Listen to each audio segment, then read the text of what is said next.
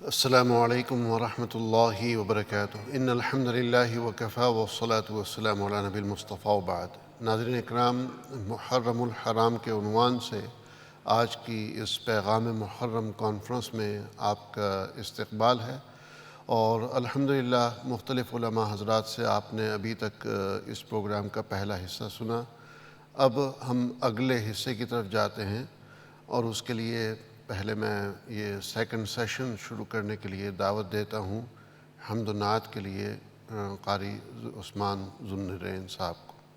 جزاکم اللہ خیر، اور امید کرتا ہوں کہ آپ توجہ اور انہماک کے ساتھ یہ بقیہ حصہ پروگرام کا سنیں گے اور اس سے محظوظ ہوں گے، عمل کرنے کی نیت سے سنیں گے انشاءاللہ۔ جزاکم اللہ خیر۔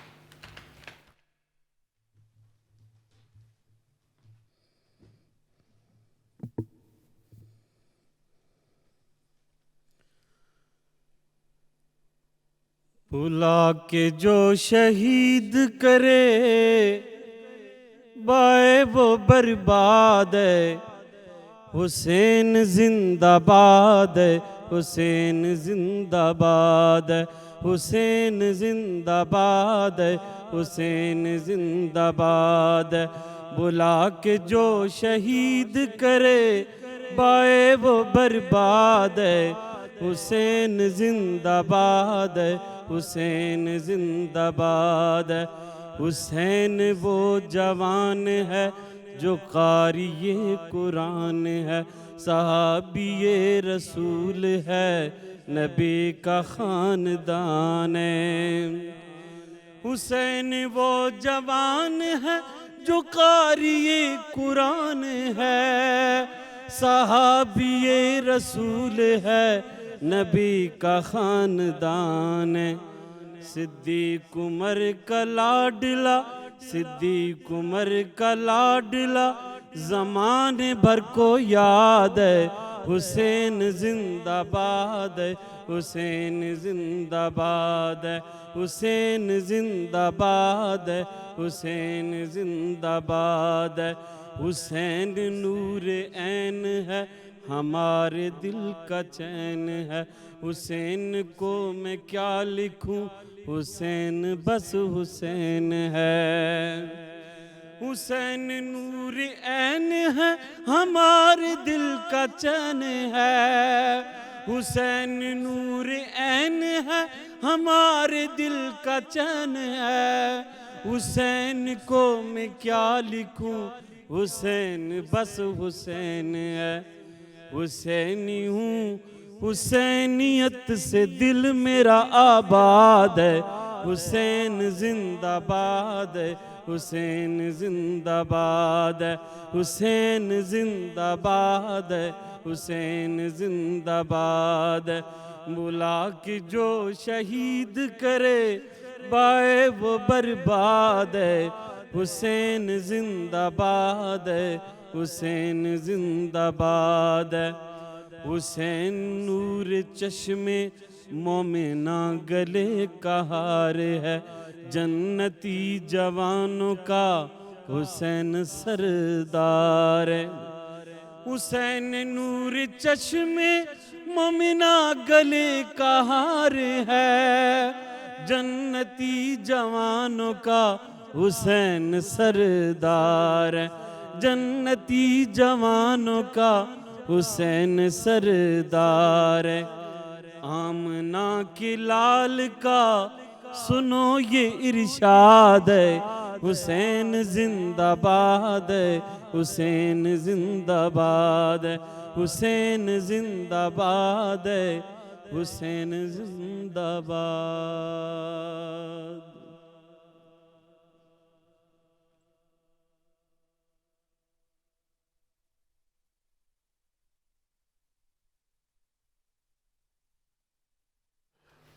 ماشاءاللہ، جزاکم اللہ خیر قاری عثمان ذوالنورین صاحب، ماشاءاللہ۔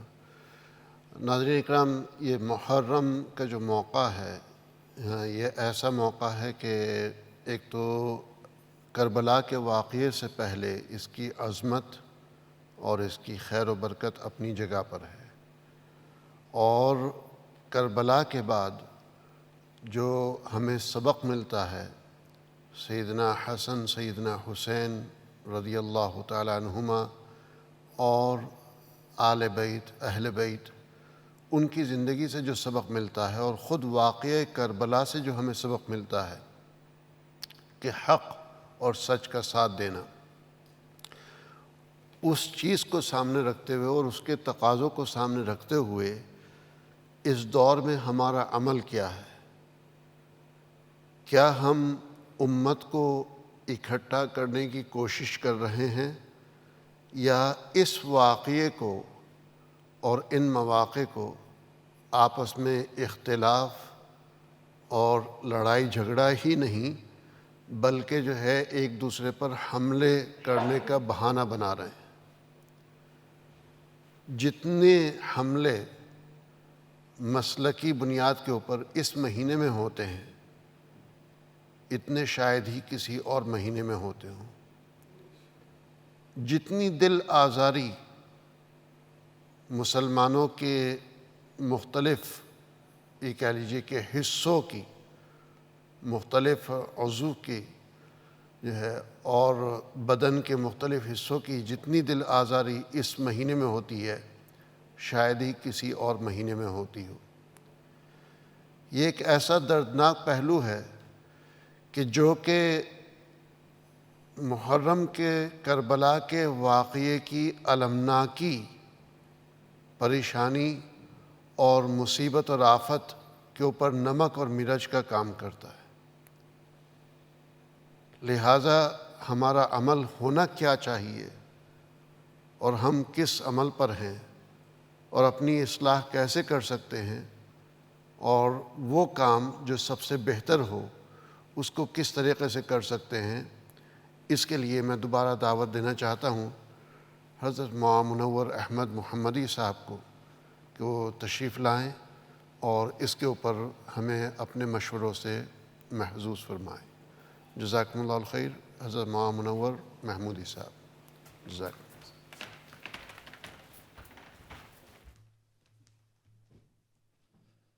الحمد للہ وحدہ والصلاة والسلام علی من لا نبی بعدہ، اما بعد فاعوذ باللہ من الشیطان الرجیم، بسم اللہ الرحمن الرحیم۔ اصحابی کالنجوم فبأیہم اقتدیتم اہتدیتم، آمنت باللہ صدق اللہ مولانا العظیم۔ میرے انتہائی قابل صد تکریم علماء کرام اور اقرا ٹیلی ویژن نیٹ ورک کے ناظرین و سامعین، حضرت امام صاحب کی جانب سے مجھے حکم ملا ہے کہ میں کچھ مزید معروضات آپ کی خدمت میں پیش کروں۔ اس وقت رسول اللہ صلی اللہ علیہ وسلم کی امت حصوں اور بخروں کے اندر بٹی ہوئی ہے اور مزید اندھیروں کے اندر دھنستی چلی جا رہی ہے۔ اگر میں اس کی وجہ ایک ہی لفظوں کے اندر بیان کروں تو وہ یہ ہے کہ ہم نے رسول اللہ صلی اللہ علیہ وسلم کے دامن کو چھوڑ دیا ہے، ہم نے اللہ کے نبی کے طریقوں کو چھوڑ دیا ہے۔ نبی کریم صلی اللہ علیہ وسلم کی ذات اللہ کی اس دھرتی پہ وہ ذات ہیں کہ جن کے ساتھ جو چیز بھی جڑی وہ عظمتیں اور رفعتیں پاتی گئی۔ وقت مختصر ہے، آپ مکہ کے اندر آئے تو مکہ مکرمہ ہے، مدینہ کے اندر گئے تو مدینہ منورہ ہے، ابو بکر آئے تو وہ صدیق ہیں، عمر آئے تو وہ عادل ہیں، عثمان آئے تو ذی النورین ہیں، علی المرتضیٰ آئے تو وہ حیدر کرار ہیں۔ آپ کے ساتھ جڑنے والی ہر چیز اللہ کے نبی خود فرماتے ہیں، ان اللہ اختارنی، کہ اللہ نے مجھے روئے زمین پہ پوری انسانیت سے چنا، واختار علی اصحابی، پھر اللہ نے دوسرے انبیاء کی طرح نہیں بلکہ اپنے حبیب کی رفاقت کے لیے، ان کی معاونت کے لیے، ان کی رشتہ داریوں کے لیے، ان کی اولاد کے لیے دنیا کے خوبصورت ترین لوگوں کو چنا اور آپ کی صحبت کے اندر دے دیا، اور رسول اللہ صلی اللہ علیہ وسلم کی صحبت کے اندر آنے والا ایک ایک انسان اتنا قیمتی ہے، اتنا قیمتی ہے کہ اللہ کے نبی نے خود فرمایا کہ میرے صحابہ کے بارے میں، میرے گھر والوں کے بارے میں تم اللہ سے ڈرتے رہنا، ان کو برا بھلا مت کہنا، تم ان کو برا بھلا کہو گے تو یوں سمجھو کہ تم نے مجھے برا بھلا کہا۔ آج امت کا ایک فرد حضرت حسین رضی اللہ تعالیٰ عنہ کی شہادت کو لے کے وہ اتنا آگے بڑھ رہا ہے کہ انہیں دوسرے صحابہ کرام، ازواج مطہرات، اہل بیت اور ان کی عزت اور احترام کا پتہ نہیں۔ وہ حضرت حسین کی عشق اور محبت کے اندر اتنا آگے بڑھ جاتے ہیں کہ وہ خدا کی خدائی کو بھول جاتے ہیں، مصطفیٰ کی رحمت کو بھول جاتے ہیں، نبی کی نبوت کو بھول جاتے ہیں۔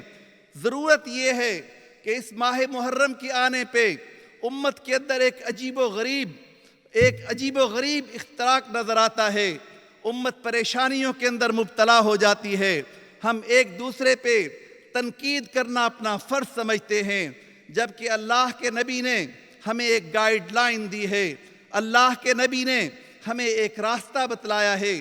اگر آج ہم اپنے دلوں سے، اپنے دماغ سے صحابہ کرام، اہل بیت اور ازواج مطہرات کو نکال دیں تو پھر ہمارے پاس نہ قرآن بچتا ہے، ہمارے پاس نہ دین بچتا ہے، ہمارے پاس نہ اسلام بچتا ہے۔ اور ہمارے لیے اسی لیے اللہ کے نبی نے کہا کہ میرے صحابہ کہ تم کسی بھی بات پہ عمل کرو گے، اصحابی کالنجوم، یہ ستارے ہیں، آسمان کے ستاروں کی مانند، جیسے تم دنیا میں راستہ تلاش کرتے ہو، صحراؤں کو، تاروں کو دیکھ کے راستہ تلاش کرتے ہو، جب تم دین کے راستے کو بھٹک جاؤ گے تو پھر تمہیں راستہ میرے صحابہ بتائیں گے، میرے اہل بیت بتائیں گے، میرے نواسے اور نواسیاں بتائیں گی، میری بیٹیاں بتائیں گی۔ تو ہمیں دین صحابہ اور اہل بیت کی نسبت سے ملا ہے، وہ اللہ کے نبی کے گواہ ہیں۔ اگر آج دنیا کے اندر کوئی مقدمہ جیتنے کے لیے آپ کو سچے گواہوں کی ضرورت ہے تو آپ کو اپنے اسلام کو بچانے کے لیے بھی سچے گواہوں کی ضرورت ہوگی، اور وہ سچے گواہ اہل بیت ہیں، آل رسول ہیں، صحابہ کرام ہیں۔ ان میں ایک ایک انسان کی عظمت، جیسے مولانا عطاءاللہ نے آپ کو بتایا کہ صحابہ کی محبت آپ کے اوپر واجب کر دی گئی ہے، اہل بیت کی محبت آپ پہ واجب کر دی گئی ہے۔ اس لیے محرم کا پیغام یہ ہے، اس امت کے ایک ایک انسان کے لیے میرا پیغام یہ ہے کہ اگر ہم یہ چاہتے ہیں کہ امت کو لڑانے سے بچایا جائے تو ہمیں سب سے پہلے اپنے محور کی طرف پلٹنا ہوگا۔ رسول اللہ صلی اللہ علیہ وسلم کے ارد گرد رہنے والے لوگ، وہ صحابہ کرام ہوں، وہ ازواج مطہرات ہوں، وہ آل رسول ہیں، وہ ہماری آنکھوں کے نور ہیں، ہمارے دل کا سرور ہیں، ہمارے دل کا چین ہیں، اور رسول اللہ صلی اللہ علیہ وسلم کے گواہ ہیں۔ آپ کی رسالت کے گواہ صحابہ کرام ہیں، آپ کی نبوت کے گواہ صحابہ کرام ہیں، آپ کے حدیثوں کے گواہ صحابہ کرام ہیں۔ آج کوئی انسان یہ کہے کہ مجھے قرآن کی ضرورت ہے لیکن میں قرآن کے راویوں کو نہیں مانتا، مجھے رسول اللہ کی سنتوں کی ضرورت ہے لیکن میں ان کی سنتوں کو لانے والوں کو نہیں مانتا، مجھے اللہ کے دین کی ضرورت ہے لیکن جن لوگوں نے اللہ کا دین ہم تک پہنچایا ہم ان کو نہیں مانتے، تو یہ اسلام کے دشمنوں کی ایک سازش بھی ہو سکتی ہے کہ مسلمانوں کو کسی کی محبت میں لڑایا جائے، کسی کی نفرت میں لڑایا جائے۔ تو ہمیں چاہیے اس محرم کے مناسب موقع پہ سب سے پہلے جو کرنے والا کام ہے وہ یہ ہے کہ ہم اللہ کے حبیب کے ماحول کے اندر رہنے والے ایک ایک انسان کی محبت کریں، ایک ایک انسان کا احترام کریں۔ اگر امت کا ہر طبقہ، ہر فرد صحابہ اہل بیت اور ازواج رسول اور آل رسول کی محبت کو اپنا لے گا تو میرے خیال سے دنیا کے اندر بہت سے مسائل حل ہو سکتے ہیں۔ اللہ مجھے اور آپ کو صحابہ کرام کے ساتھ محبت نصیب فرما دے۔ حضرت عبداللہ بن مسعود رضی اللہ عنہ فرماتے ہیں، کائنات والو، صحابہ کے بارے میں اللہ سے ڈرتے رہنا، کیونکہ یہ وہ لوگ ہیں جنہیں اللہ نے اپنے حبیب کی رفاقت کے لیے چنا، اور یہ وہ لوگ ہیں جنہوں نے اللہ کے محبوب سے براہ راست فیض حاصل کیا، براہ راست تعلیمات حاصل کی، اور رسول اللہ نے خود ان کا تذکرہ کیا، رسول اللہ نے خود ان کی تربیت فرمائی، رسول اللہ نے خود ان کے سینوں کو روشن کیا۔ اور قرآن یہ کہتا ہے کہ ربنا وبعث فیہم رسولا منہم یتلو علیہم آیاتک ویعلمہم الکتاب والحکمہ ویزکیہم۔ اور یہ تزکیہ پانے والے کون تھے؟ یہ صحابہ کرام تھے، تزکیہ پانے والے اہل بیت تھے، تزکیہ پانے والے آل رسول تھے، تزکیہ پانے والے رسول اللہ کے نواسے تھے، رسول اللہ کی بیٹیاں تھیں۔ اس لیے مسلمان اس وقت تک مسلمان نہیں ہو سکتا، وہ اسلام کے درجے کو نہیں پا سکتا جب تک ان تمام شخصیات کو اپنے سینے کے اندر جگہ نہیں دیتا۔ اگر امت کا کوئی فرد نہیں ماننا چاہتا تو اس کو حق ہے کہ نہ مانے، لیکن اس کو یہ حق نہیں دیا جا سکتا کہ وہ سٹیج پہ کھڑا ہو اور کھڑا ہو کے اپنی زبان کو کھول دے، اور وہ زبان ایسی ہو کہ جو عام انسان کے بارے میں نہیں بولی جا سکتی، اور وہ صحابہ کرام کے بارے میں بولے، وہ اللہ کے نبی کے یاروں کے لیے بولے، اور وہ یہ کہے کہ وہ ایسے تھے، وہ ایسے تھے۔ اور قرآن نے بار بار یہ اعلان کیا کہ وہ رضی اللہ عنہم ورضوا عنہ کلا وعد اللہ الحسنى۔ اللہ نے کہا اولئک هم الراشدون، اولئک هم المتقون، اولئک هم المؤمنون حقا۔ میں کتنی آیتیں کوٹ کروں کہ قرآن کی ایک ایک صورت صحابہ کی عدالت پہ، ان کی صداقت پہ، ان کی امانت پہ ببانگ دہل واضح اعلان کر رہی ہے کہ وہ عادل ہیں، وہ جنتی ہیں، وہ رسول اللہ کے وفادار ہیں، وہ دین کے پہرے دار اور چوکیدار ہیں۔ اس لیے ان کا تقدس لازمی ہے۔ امت کا ایک ایک فرد ان کے تقدس کو پہچانے تو بہت سی باتیں تھم سکتی ہیں، بہت سی باتیں رک سکتی ہیں، بہت سے اختلافات ختم ہو سکتے ہیں۔ تو محرم الحرام کی مناسبت کے ساتھ میں اقرا ٹیلی ویژن کے اسٹیج سے میں پوری امت کو ایک دعوت فکر دیتا ہوں، میں پوری امت کو ایک پیغام دینا چاہتا ہوں کہ خدا کے لیے ہم اپنے گریبانوں میں جھانکیں۔ ہم جس رسول کے امتی ہیں، ہم جس نبی کو مانتے ہیں، اس پیارے حبیب نے کہا کہ تم لوگوں کے جھوٹے خداؤں کو برا بھلا نہ کہنا، تم لوگوں کے جھوٹے الہوں کو برا بھلا نہ کہنا، کہ جواب میں وہ تمہارے رب کو برا بھلا کہیں گے۔ اس لیے امت والو، تم اللہ کے نبی کے ان یاروں کو برا بھلا کہنا چھوڑ دو، ان کی تنقیص کرنا چھوڑ دو۔ یہ محبت کے لائق ہیں، یہ وفا کے لائق ہیں، یہ اللہ کے نبی کے جتنے بھی یار ہیں، اللہ کے نبی کے خاندان والے۔ کیا ہمارے داماد تو قابل احترام ہے، اللہ کے نبی کے داماد قابل احترام نہیں؟ ہماری بیویاں قابل احترام ہیں، اللہ کے نبی کی بیویاں قابل احترام نہیں۔ آج امت کا ایک ایک فرد یہ کہتا ہے کہ میری بیٹی احترام والی ہے، کیا نبی کے بیٹیاں احترام والی نہیں؟ اللہ کے نبی کے شہر کی قسمیں اللہ اٹھائے، اللہ کی نبی کی عمر کی قسمیں اللہ اٹھائے، ان کے چہرے کی قسمیں اللہ اٹھائے، اور اللہ پورے قرآن کے اندر بار بار یہ اعلان کرے کہ میرے نبی کے ارد گرد رہنے والے لوگ، اس کے ساتھ چلنے اٹھنے اور بیٹھنے والے لوگ یہ جنتی ہیں، اور ہم کہیں کہ وہ جہنمی ہیں۔ جب ہم یہ کہیں گے تو اس کا پھر ریئیکشن بھی آئے گا۔ جب ایک چیز واضح ہوتی ہے اس کا ریئیکشن آتا ہے، جب ریئیکشن آتا ہے تو پھر حالات خراب ہوتے ہیں۔ اس لیے حضرت مولانا اشرف علی تھانوی رحمہ اللہ تعالی ہندوستان کے ایک بزرگ تھے، وہ فرمایا کرتے تھے کہ امت کی اصلاح کے لیے یہ بات ضروری ہے، اگر کوئی آدمی کسی کے ساتھ اختلاف رکھتا ہے، 1000 مرتبہ رکھے، لیکن تم کسی پہ ایسی تنقید نہ کرو، تم اپنے مسلک کے ساتھ جڑے رہو، اپنے مذہب کے ساتھ جڑے رہو۔ دوسرے جو کرتے ہیں اگر غلط ہے تو ان کی اصلاح کی دعا کرو، اگر وہ یہ کہتے ہیں کہ لیکن ان پہ تنقید نہ کرو، ان کو برا بھلا نہ کہو، ان کی ہدایت کی دعائیں مانگتے رہو۔ اللہ سبحانہ و تعالی اس پیغام محرم کے اس پروگرام کی برکت سے اس امت کے اندر اتفاق، اتحاد، محبت، یگانیت پیدا فرما دے۔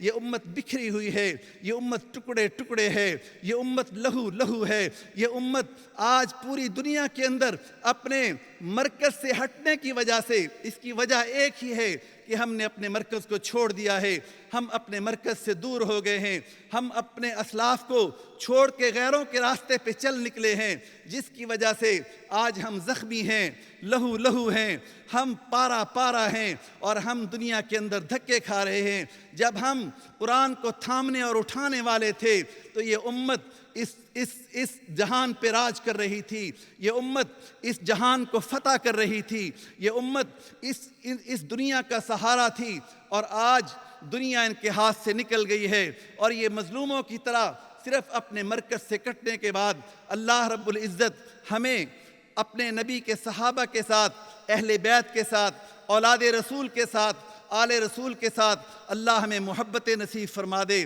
اور اس محرم کی برکت سے اللہ ہمارے جان، مال، عزت، آبرو کی حفاظت فرمائے، اور اللہ اپنے حبیب کی اس امت کو اپنی امان کے اندر لے لے۔ اللہ اپنے اس محبوب کے بہتے ہوئے خون کو روک دے۔ اللہ اپنے محبوب کے اس امت کی پریشانیوں کو دور فرما دے۔ وآخر دعوانا الحمدللہ رب العالمین۔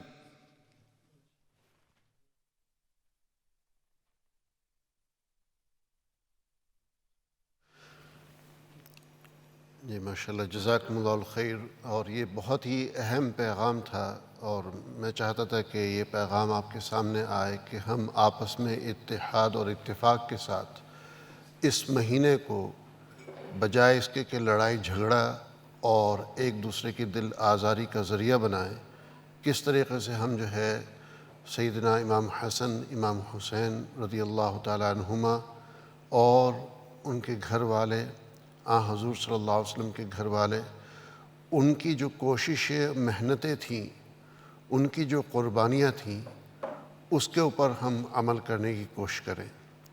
ورنہ جو ہمارا آج کا عمل ہے، جس طریقے سے ہم ایک دوسرے کے اوپر حملہ آور ہوتے ہیں، ایک دوسرے کی دل آزاری کرتے ہیں، تو یقین مانیے کہ یہ حسینیت نہیں ہے، یہ اس سے کافی دور ہے۔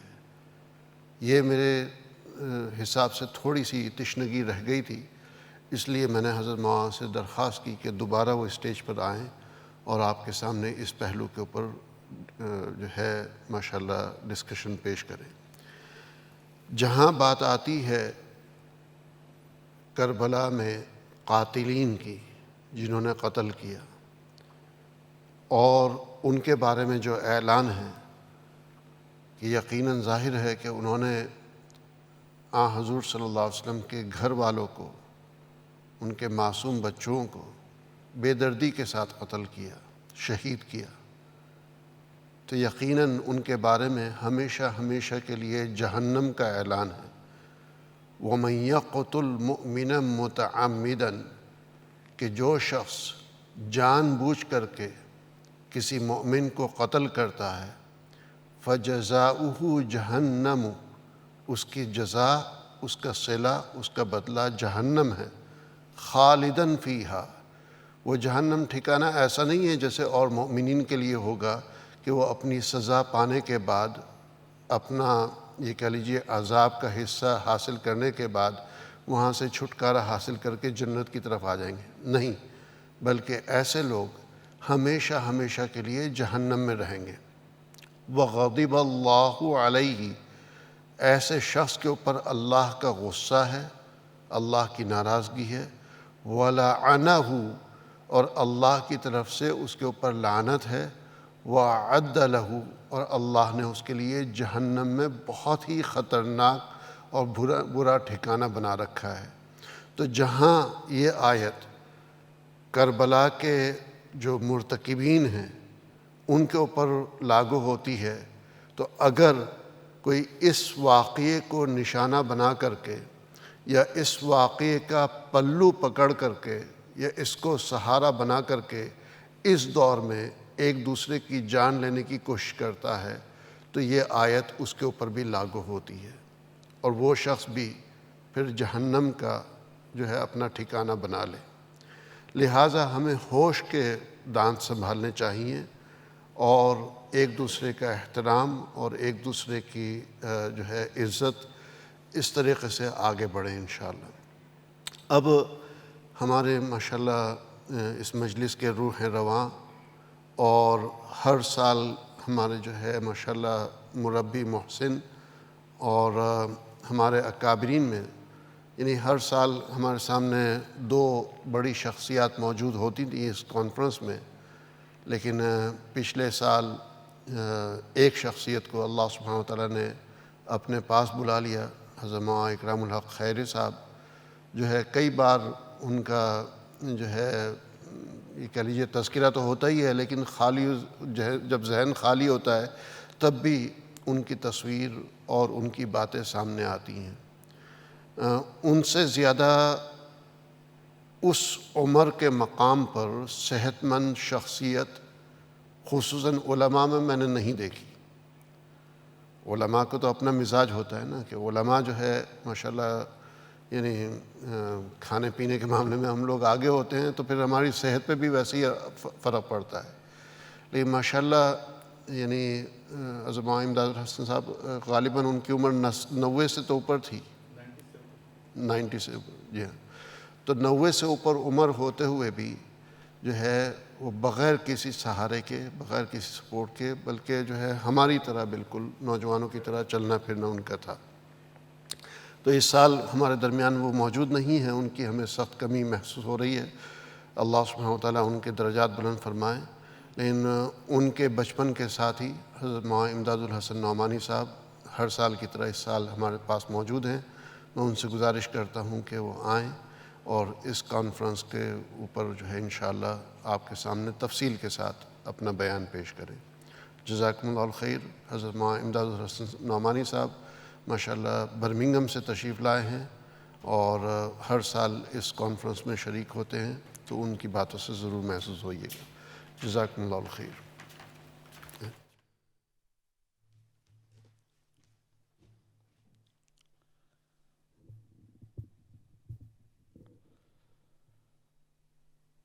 الحمد للہ وکفا وسلام علی سید الرسل وخاتم الانبیاء، اما بعد فاعوذ باللہ من الشیطان الرجیم، بسم اللہ الرحمن الرحیم۔ ولا تقولوا لمن يقتل في سبيل الله اموات بل احیاء ولكن لا تشعرون۔ قال النبی صلی اللہ علیہ وسلم الحسین منی وانا من الحسین۔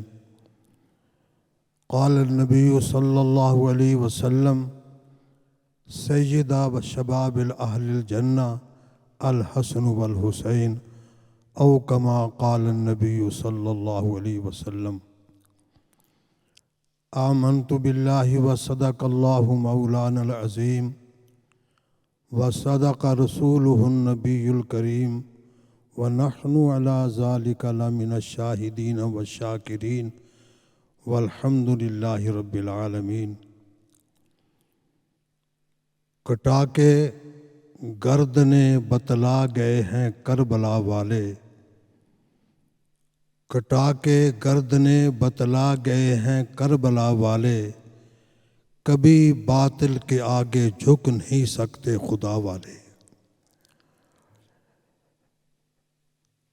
نہایت ہی واجب الاحترام اقرا ٹی وی کے بانی، الخیر فاؤنڈیشن کے چیئرمین جناب امام قاسم دامت برکاتہم، علماء اکرام، اقرا ٹی وی کے سامعین اور ناظرین، آج کا یہ پروگرام محرم الحرام کی نسبت سے انعقاد پذیر کیا گیا ہے تاکہ مسلمانوں کے سامنے جو محرم کے واقعات ہیں وہ صحیح صورت سے پیش کیے جا سکے، چونکہ اس کے اندر اتنا رتب و یابس کیا گیا ہے کہ اس کی اصل شکل وہ بہت بری طرح مسخ کر دی گئی ہے۔ اس واقعہ کی آڑ میں اصحاب رسول کے خلاف طعن و تشنیع، ان پہ لب کشائی، ان کے خلاف طرح طرح کے الزامات، میں دلی مبارکباد پیش کرتا ہوں امام قاسم کو اور ان کی پوری ٹیم کو کہ انہوں نے اس مہینے کی نسبت سے آج یہ پیغام محرم کانفرنس کا انعقاد کر کے مسلمانوں پہ بہت بڑا احسان کیا ہے۔ محرم اسلامی سال کا پہلا مہینہ ہے، ہجری سال کے اعتبار سے محرم پہلا مہینہ ہے اور ذی الحجہ یہ دوسرا مہینہ ہے، آخری مہینہ۔ گویا اسلامی سال محرم سے شروع ہوتا ہے اور ذی الحجہ پہ جا کے ختم ہوتا ہے۔ اگر مسلمان اسلامی سال کی ابتدا کو اور اسلامی سال کے اختتام کو دیکھیں تو ان کو دونوں مہینوں کے اندر بڑی قربانیاں نظر آئیں گی۔ ذی الحجہ جو حج کا مہینہ ہے، مسلمان ہر سال لاکھوں کی تعداد میں حج بیت اللہ کے لیے جاتے ہیں۔ یہ حضرت ابراہیم علیہ الصلاۃ والسلام کی ان اداؤں کا نام ہے جو آپ نے اس ذی الحجہ کے اندر ادائیں کی۔ آپ اپنے بیٹے کو میدان مناک میں لا کے ان کے گلے پہ چھری چلانا چاہتے ہیں، ذبح کرنا چاہتے ہیں، تو اس سال کے آخری مہینے کے اندر حضرت ابراہیم علیہ الصلاۃ والسلام کی یہ عظیم قربانی نظر آتی ہے۔ اور ایک ہفتہ اگر آگے جائیں تو اسی اسلامی سال کے آخری مہینے کے اندر 18 ذی الحجہ کو داماد مصطفیٰ شہید مدینۃ الرسول سیدنا عثمان غنی رضی اللہ تعالی عنہ مسجد نبوی کے مصلی پہ زخمی کیے جاتے ہیں۔ تو اس کی انتہا بھی قربانیوں سے بھری پڑی ہے، اس کے اندر بھی قربانیاں نظر آتی ہیں۔ اور اگر اسلامی سال کے ابتدا میں جائیں تو پہلی محرم کو مراد مصطفیٰ داماد علی مرتضیٰ سیدنا عمر ابن خطاب رضی اللہ تعالی عنہ وہ مصلی رسول پہ خون کے اندر لت پت نظر آتے ہیں۔ میرے محترم دوستو، اسی طرح اگر 10 محرم کو دیکھا جائے تو 10 محرم کو نواسائے رسول، جگر گوشہ بطول، دل بند علی مرتضیٰ، برادر حسن مجتبیٰ، سیدنا حسین ابن علی رضی اللہ تعالی عنہ اور آپ کے دوسرے دیگر بھائی، آپ کے رشتہ دار، آپ کے عزیز و اقارب، آپ کے ساتھی میدان کربلا کے اندر عظیم قربانی دے کے اپنے اللہ کو راضی کرتے ہوئے نظر آتے ہیں۔ تو گویا اسلامی سال کی ابتدا اور اسلامی سال کا اختتام یہ ہمیں قربانیوں کا درس دیتا ہے، قربانیوں کا سبق دیتا ہے کہ مسلمان جب تک اپنے اندر قربانی والا مادہ پیدا نہیں کرے گا وہ دنیا کے اندر کامیاب نہیں ہو سکتا۔ بالخصوص حضرت حسین ابن علی رضی اللہ تعالی عنہ، آپ نے میدان کربلا میں عظیم قربانی دے کے امت کو یہ درس دیا ہے، اگر ایسا دور آ جائے، اگر ایسا وقت آ جائے، اگر ایسا ماحول پیدا کر دیا جائے، اگر ایسا معاشرہ پیدا ہو جائے کہ اللہ اور اللہ کے رسول کی نافرمانی ہوتی ہو، اللہ اور اللہ کے رسول کے ارشادات کا انکار کیا جاتا ہو، اللہ اور اللہ کے رسول کی معصیت کا درس دیا جاتا ہو، تو یاد رکھنا حسین ابن علی کی طرح اپنی گردن کٹوا لینا، لیکن ایسے ماحول کے سامنے سیسا پلائی کی دیوار بن کے کھڑے ہو جانا، اسلام کی بلندی کے لیے، اسلام کی سرفرازی کے لیے، اسلام کو غلبہ دینے کے لیے، تو حضرت سیدنا حسین ابن علی رضی اللہ تعالی عنہ، آپ کے بھائی، آپ کے رشتہ دار، آپ کے بیٹے، ان کی قربانیاں مسلمانوں کو یہ درس دیتی ہیں۔ میرے محترم دوستو، شہادت ایک بہت بڑا مرتبہ ہے، شہادت ایک بہت بڑی اللہ کی نعمت ہے، شہادت ایک بہت بڑی ڈگری ہے، جسے مل جائے وہ بہت بلند مقام پہ فائز ہو جاتا ہے۔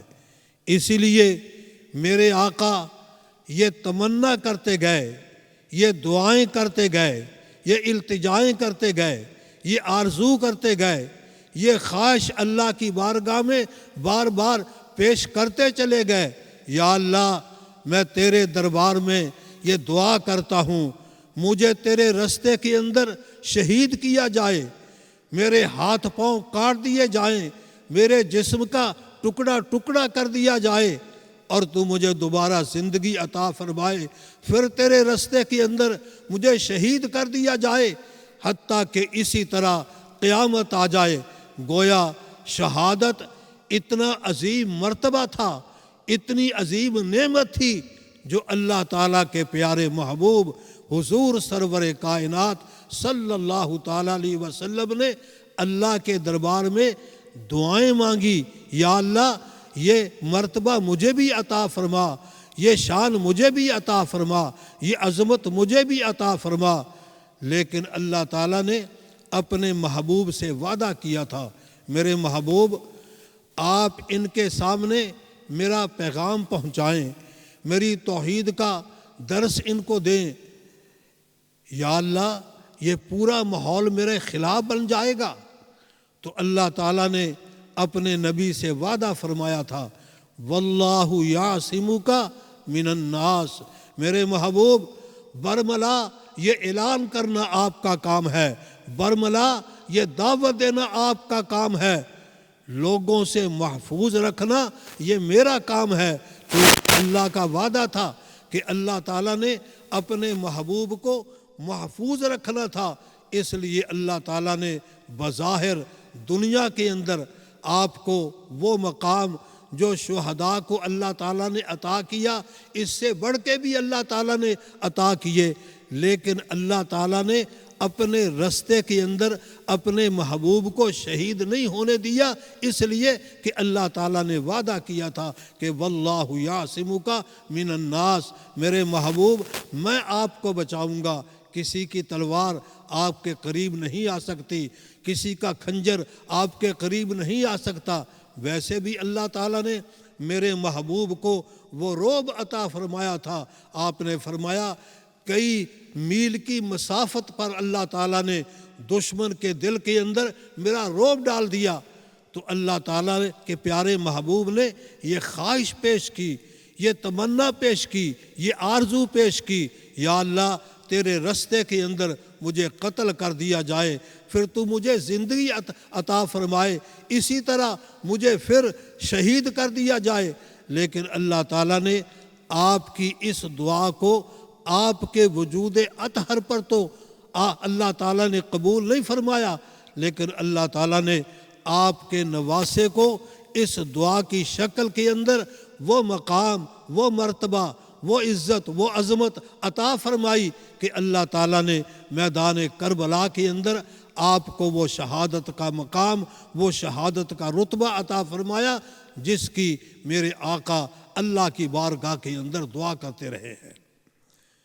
اور اگر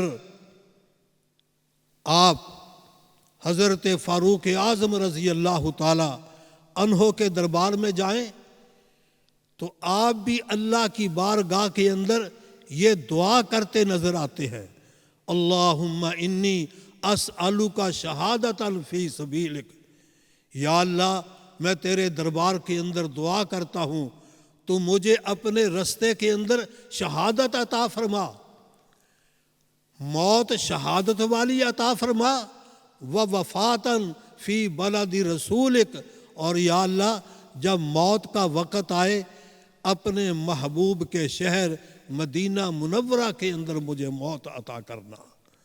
یہ دو دعائیں حضرت عمر رضی اللہ تعالی عنہ نے اللہ تعالیٰ کی بارگاہ میں پیش کی، اور اللہ تعالیٰ نے دونوں ہی دعائیں اپنے محبوب کے غلام خلیفہ ثانی مراد مصطفیٰ سیدنا عمر ابن خطاب رضی اللہ تعالی عنہ کی قبول فرمائی۔ آپ کو شہادت کی موت بھی عطا فرمائی، اور موت بھی اللہ تعالیٰ نے مدینہ طیبہ کے اندر عطا فرمائی۔ تو میرے محترم دوستو، میں عرض یہ کرنا چاہتا ہوں کہ شہادت یہ بہت بڑا رتبہ ہے، شہادت یہ بہت بڑا مرتبہ ہے جو اللہ تعالیٰ نے دوسرے شہیدوں کی طرح جو کربلا کے شہید ہیں ان کو بھی عطا فرمایا۔ آپ اندازہ فرمائیں کہ نواسہ رسول مدینۃ الرسول میں ہیں، آپ کو پتہ چلا ماحول خراب ہو رہا ہے، ممکن ہے یہاں پہ کوئی ایسی بات ہو جس بات سے حضور کے شہر کا تقدس پامال ہو، اور اس تقدس کو پامال کرنے کے لیے کوئی بھی تیار نہیں تھا۔ حضرت عثمان غنی رضی اللہ تعالی عنہ جب آپ کا محاصرہ کیا گیا، آپ کو شہید کرنے کے لیے بلوائیوں نے گھیرا ڈال لیا، صحابہ نے کہا عثمان ہمیں اجازت دیں، ہم ان کا مقابلہ کرتے ہیں، اس مصیبت سے آپ کو نجات مل جائے گی، یا پھر آپ مدینہ طیبہ چھوڑ کر شام میں چلے جائیں۔ آپ نے فرمایا میں مدینہ طیبہ نہیں چھوڑ سکتا، اس لیے کہ مدینہ طیبہ کے لیے میرے آقا نے دعا فرمائی تھی، جو مدینے کے اندر شہید ہوگا کل قیامت کے دن میں اس کی انگلی پکڑ کے جنت میں ساتھ لے کے جاؤں گا، اور میں کسی کو قتل کرنے کی بھی اجازت نہیں دیتا۔ یہ حرمت والا شہر ہے، یہ عزت والا شہر ہے، یہ عظمت والا شہر ہے، میں اپنی جان دے سکتا ہوں لیکن اپنے محبوب کے شہر کے اندر میں کسی کو قتل کرنے کی اجازت نہیں دے سکتا۔ میرے محترم دوستو، حضرت سیدنا حسین ابن علی رضی اللہ تعالی عنہ بھی ارادہ فرماتے ہیں میں مدینہ چھوڑ جاؤں، کہیں ایسا نہ ہو میری وجہ سے مدینے کی بے حرمتی ہو، مدینے کے اندر ایسا ماحول پیدا ہو جائے، میرے آقا کے شہر کے اندر بد امنی پیدا ہو جائے۔ چنانچہ آپ اپنے نانا جان کی قبر پہ آتے ہیں، آ کے عرض کیا حضور میں وہ حسین ہوں جس کے ہونٹوں پہ آپ اپنی زبان لگا کے چوسا کرتے تھے۔ آقا وہ میں حسین ہوں جس کو اپنے کندھوں پہ بٹھا کے مدینے کی گلیوں کے اندر سیر کرایا کرتے تھے۔ آقا وہ میں حسین ہوں، آپ سجدے کے اندر ہیں، میں آپ کی کمر پہ آ کے بیٹھ گیا، آپ نے سجدہ لمبا کر دیا کہ جب تک حسین نیچے نہیں اتروں گا میں اپنا سر سجدے سے نہیں اٹھاؤں گا۔ لیکن آقا آج میں اپنے نانا کے شہر کو چھوڑنے کے لیے مجبور ہو گیا ہوں۔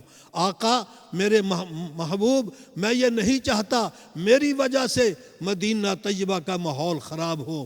چنانچہ حضرت حسین ابن علی رضی اللہ تعالی عنہ مدینہ طیبہ چھوڑ کر مکہ مکرمہ آ گئے تاکہ میری وجہ سے مدینے کی بے حرمتی نہ ہو، میری وجہ سے مدینے کے اندر بد امنی پیدا نہ ہو، کہ بقیہ زندگی اللہ کے گھر میں رہ کر گزاروں گا، حرم کے اندر رہ کر گزاروں گا، بیت اللہ کے سائے میں گزاروں گا۔ آپ مکہ مکرمہ تشریف لے آئے، اتنے خطوط آئے، شاہ عبدالعزیز محدث دہلوی رحمۃ اللہ علیہ فرماتے ہیں 11,000 قریب کے قریب آپ کو خط آئے کہ آپ ہمارے پاس آئیں، ہم محبان علی ہیں، ہم محبان اہل بیت ہیں، آپ کا ہم بڑا استقبال کریں گے، آپ کا احترام کریں گے، آپ کے ہاتھ پہ بیعت کی جائے گی۔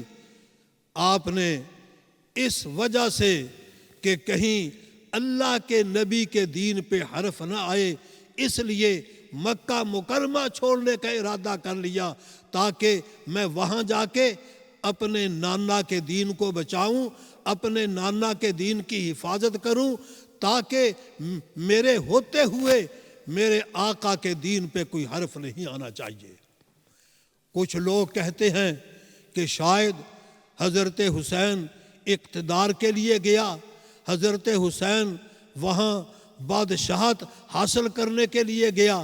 میرے محترم دوستو، اگر آپ کا یہ نظریہ ہوتا آپ بچوں کو ساتھ نہ لے کے جاتے، آپ مستورات کو ساتھ نہ لے کے جاتے، آپ اپنی بہن زینب کو ساتھ نہ لے کے جاتے، آپ کا ایک ہی نظریہ تھا کہ میں اپنے نانا کے دین کو بچانے کے لیے جا رہا ہوں۔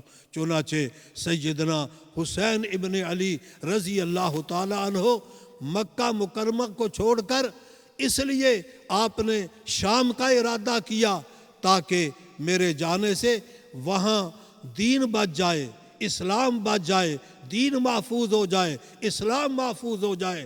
لیکن تقدیر کا کسی کو پتہ نہیں ہوتا، ہر چیز کا جاننے والا یہ صرف اللہ ہے۔ حضرت حسین یہ ارادہ کر کے جاتے ہیں کہ میں جا کے دین بچاؤں گا، تقدیر یہ کہہ رہی تھی حسین یہاں آؤ گے مقابلہ کرنا پڑے گا، یہاں آؤ گے لڑائی کرنی پڑے گی، یہاں آؤ گے جان دینی پڑے گی، یہاں آؤ گے بچوں کو قربان کرنا پڑے گا، یہاں آؤ گے بھائیوں کو قربان کرنا پڑے گا، یہاں آؤ گے بھتیجوں کو قربان کرنا پڑے گا، یہاں آؤ گے اپنے بھانجوں کو قربان کرنا پڑے گا۔ تقدیر مسکرا رہی تھی۔ حضرت حسین مکہ مکرمہ سے سفر کر کے جا رہے تھے، اور کون حسین؟ حضرت حسین کی ایسی نسبتیں ہیں جو کائنات کے اندر کسی انسان کو نہیں ملی۔ سب سے پہلی جو عام صحابہ کو ملی، آپ صحابی رسول ہیں۔ صحابہ کی شان یا صحابی کی عظمت اتنی بلند ہے کہ کائنات کے سارے ولی، غوث، قطب، ابدال، ابرار، اخیار، صلحاء، اتقیاء سارے مل کے اگر صحابی کی شان کا مقابلہ کرنا چاہے، ہمارا اہل سنت والجماعت کا یہ عقیدہ ہے کہ صحابی کی شان کا مقابلہ نہیں ہو سکتا۔ وجہ کیا؟ کہ ان کے پاس ایسی آنکھ ہے جس نے رسول اللہ صلی اللہ علیہ وسلم کا چہرہ انور دیکھا یا آپ کی مجلس اختیار کی، پہلی نسبت کہ آپ صحابی رسول ہیں، اور دوسری نسبت کہ آپ حضرت علی مرتضیٰ کے فرزند ہیں۔ کون علی؟ جس کو تلوار خدا دیتا ہے اور بیٹی میرا مصطفیٰ دیتا ہے۔ دوسری نسبت یہ کہ آپ علی مرتضیٰ کے فرزند ہیں، اور تیسری نسبت کہ آپ سیدہ فاطمہ الزہرا رضی اللہ تعالی عنہا کے جگر گوشہ ہیں۔ کون فاطمہ؟ جس کے لیے قیامت کے دن اللہ فرمائے گا انبیاء اپنی نظریں نیچی کر لو، میرے نبی کی بیٹی فاطمہ کا گزر ہونے والا ہے۔ کون فاطمہ؟ جو انتقال کا وقت آیا حضرت علی کو وصیت کرتی ہیں، علی میں ایک وصیت کرنے لگی ہوں، اس پہ عمل کرنا۔ فرمایا فاطمہ کیا؟ عرض کیا کہ جب میرا انتقال ہو جائے میرا جنازہ رات کی تاریکی میں اٹھانا۔ حضرت علی نے کہا فاطمہ تو نبی کی بیٹی ہے، حسنین کی اماں ہے، اور پھر علی مرتضیٰ کی بیوی ہے، تیرا جنازہ شان و شوکت سے اٹھایا جائے گا۔ آپ نے فرمایا بلوغ کے بعد میرے چہرے پہ یا ابا مصطفیٰ کی نظر پڑی ہے یا علی مرتضیٰ کی نظر پڑی ہے، میں نہیں چاہتی کہ میرا جنازہ اٹھے میرے جنازے پہ کسی غیر محرم انسان کی نظر پڑے۔ تیسری نسبت اور چوتھی نسبت جو سب سے اعلیٰ کہ میرے آقا کے نواسے ہیں، میرے آقا نے کندھوں پہ بٹھایا، میرے آقا نے اپنا لعاب دہن حضرت حسین کے منہ کے اندر ڈالا، میرے آقا کو اپنی گود کے اندر بٹھایا۔ وہ حسین آج اس لیے میدان کربلا میں جا رہے ہیں کہ نانا کے دین پہ مشکل وقت آ گیا، نانا کے دین پہ اس وقت اس کے مسئلے میں لوگ اس کو گھٹانا چاہتے ہیں۔ آپ نے فرمایا حسین اپنی جان دے دے گا، حسین اپنے جوان بیٹے علی اکبر کو ذبح کرا دے گا، حسین اپنی بہن حضرت زینب کے بیٹوں کو ان کو ذبح کرا دے گا، حسین اپنے بھائی حسن کے بیٹوں کو قربان کرا دے گا، حسین اپنے بھائیوں کو ان کو قربان کر دے گا۔ اور پھر عجیب بات ہے، میدان کربلا کا جب ذکر آتا ہے صرف دو شخصیتوں کا ذکر آتا ہے، یا حضرت حسین یا حضرت عباس۔ حضرت حسین علی کے بیٹے ہیں، حضرت عباس علی کے بیٹے ہیں، لیکن دوسرے بیٹے حضرت علی کے جو اس میدان میں شہید کیے گئے ان کا کوئی نام نہیں لیتا۔ ابو بکر علی کا بیٹا ہے، عمر علی کا بیٹا ہے، عثمان علی کا بیٹا ہے، جو میدان کربلا میں شہید کیے گئے۔ حضرت علی مرتضیٰ نے اپنے بیٹوں کے نام خلفائے ثلاثہ کے ناموں پہ رکھے، حضرت ابو بکر کے نام پہ رکھا، حضرت عمر کے نام پہ رکھا، حضرت عثمان کے نام پہ رکھا۔ آج بھی اگر آپ کربلا جائیں وہاں آپ کو بہت ایک لمبی قبر نظر آئے گی، آپ پوچھیں یہ کن کی قبر ہے، بتائیں گے نہیں، یہ کہیں گے گنج ہائے شہداء، یہ شہیدوں کا قبرستان ہے۔ یہ نہیں کہیں گے یہ ابو بکر کی قبر ہے، یہ عمر کی قبر ہے، یہ عثمان کی قبر ہے، یہ عباس کی قبر ہے۔ میرے محترم دوستو، حقیقت یہ ہے کہ سیدنا حسین ابن علی رضی اللہ تعالی عنہ نے یہ ساری قربانیاں اس لیے دیں تاکہ حضور کا دین محفوظ ہو جائے، اور آپ کی قربانیوں کی وجہ سے آج دین محفوظ ہے۔ ایسے ایسے واقعات بھی ہوئے ہیں، علماء نے لکھا ہے کہ حضرت حسین رضی اللہ تعالی عنہ اپنے خیمے میں بیٹھے ہیں، شہداء وہ خیمے کے اندر ہیں، آپ کا جوان بیٹا حضرت علی اکبر وہ آیا، آ کے عرض کیا ابا جان مجھے اجازت دو، میں میدان کربلا میں جا کے اپنی شجاعت کے جوہر دکھا کے آؤں۔ حضرت حسین نے فرمایا بیٹا یہ مستورات ہیں، ان کا کون رکھوالا ہوگا، ان کو کون لے کے جائے گا، واپس چلے جاؤ۔ حضرت علی اکبر نے عرض کیا ابا جان اگر آپ نے اجازت نہ دی تاریخ معاف نہیں کرے گی، لوگ کہیں گے دوستوں کی باری آئی اجازت دی شہید کروا دیا، بھانجوں کی باری آئی شہید کروا دیا، بھتیجوں کی باری آئی شہید کروا دیا، رفقا کی باری آئی شہید کروا دیا، جوان بیٹا آیا اسے اجازت نہیں دی، ابا جان اجازت دو تاکہ میں میدان کربلا میں جا کے اپنے خون کا نذرانہ پیش کر کے آؤں۔ آپ مجبور ہو گئے، حضرت علی اکبر کو ان کی پیشانی چومی، بوسہ دیا، اجازت دی۔ حضرت علی اکبر کچھ قدم چلتے ہیں پریشان ہو کے واپس آ گئے۔ حضرت حسین کھڑے ہو گئے، جوان بیٹے کو دیکھا، بیٹا کس لیے گھبرا گیا؟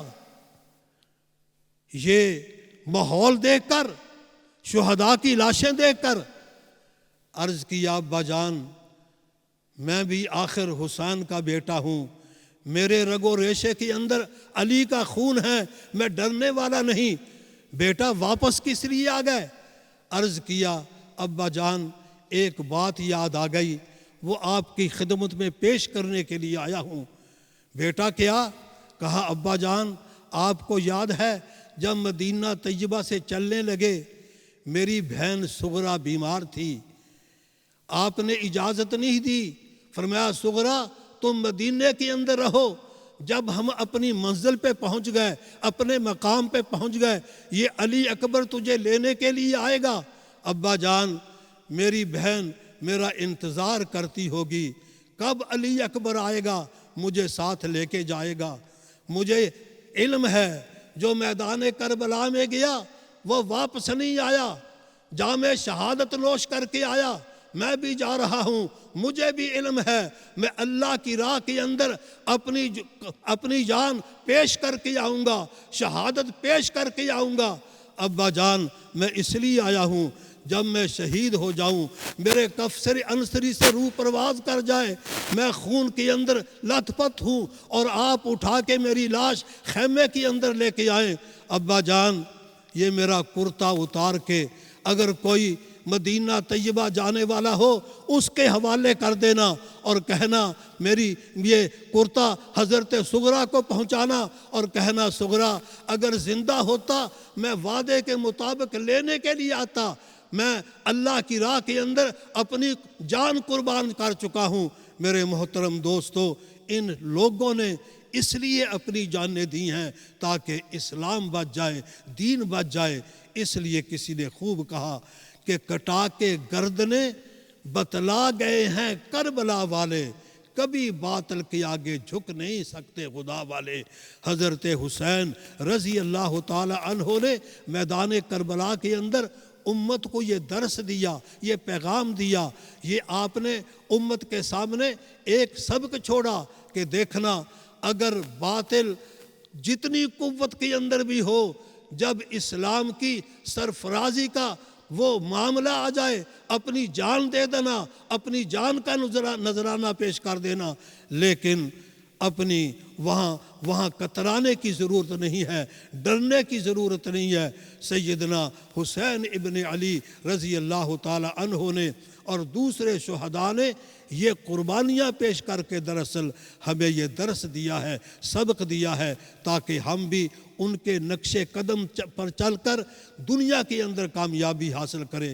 حقیقت یہ ہے کہ آج اگر امت کے اندر جذبہ حسینی پیدا ہو جائے، آج امت کے اندر وہ شعور پیدا ہو جائے جو سیدنا حسین ابن علی رضی اللہ تعالی عنہ نے اجاگر کیا تھا، ان کا اسوہ ہمارے اندر آ جائے، آج مسلمان پھر اسی طرح طاقتور ہو سکتا ہے، اسلام اسی طرح غالب آ سکتا ہے، لیکن ہمیں وہ جذبہ اپنے اندر پیدا کرنے کی ضرورت ہے، اسوہ حسین پہ چلنے کی ہمیں ضرورت ہے۔ میرے محترم دوستو دوسری بات یہ ہے جو اس پروگرام کی نسبت سے ہے کہ جب تک ہم مسلمان متحد نہیں ہوں گے اتنی دیر ہم اپنے مقصد کو حاصل نہیں کر سکتے۔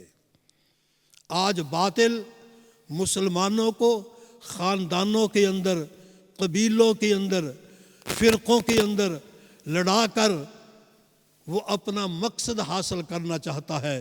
مسلمان لڑتے رہیں، ہم ان پہ حکمرانی کرتے رہیں۔ آج اگر مسلمان چاہتے ہیں کہ وہ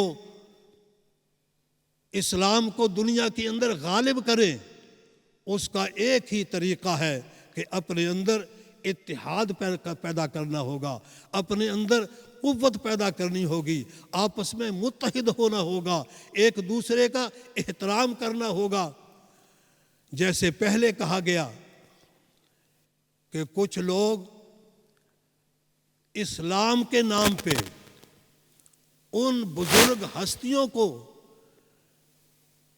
جن کو اللہ تعالیٰ نے دنیا کے اندر جنتی قرار دیا، جن کو اللہ تعالیٰ کے نبی نے اپنی زبان سے دنیا کے اندر جنت کی بھی بشارت عطا فرمائی، ابو بکر فی الجنہ، عمر فی الجنہ، عثمان فی الجنہ، علی فی الجنہ، اگر ان کو اسلام سے نکالنے کی کوشش کریں گے، اگر ان پہ زبان تان دراز کرنے کی کوشش کریں گے، تو حقیقت یہ ہے پھر اتحاد نہیں، پھر انتشار پیدا ہوگا، اور یہی دشمن چاہتا ہے۔ حقیقت یہ ہے کہ اگر کوئی آدمی ایسی بات کرتا ہے تو سمجھ لو یہ غیر ایسی طاغوتی طاقت کا یہ نمائندہ ہے، یہ اس کی طرف سے یہ ساری بات کر رہا ہے۔ اگر اس کے اندر اسلام کی محبت ہو، اگر اس کے اندر اللہ کے نبی کی محبت ہو، اگر اس کے اندر دین کی محبت ہو، وہ کبھی ایسی بات نہیں کرے گا۔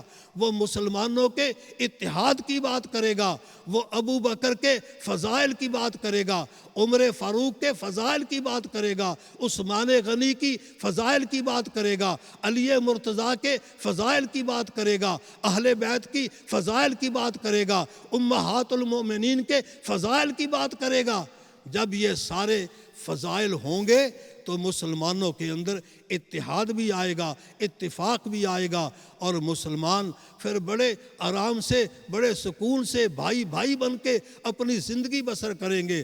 سیدنا حسین ابن علی رضی اللہ تعالی عنہ نے میدان کربلا کے اندر ہمیں یہ سبق دیا ہے، یہ درس دیا ہے کہ دیکھنا، اپنی گردن کٹوا لینا لیکن باطل کی اطاعت، باطل کی فرما برداری، اسے برداشت نہ کرنا۔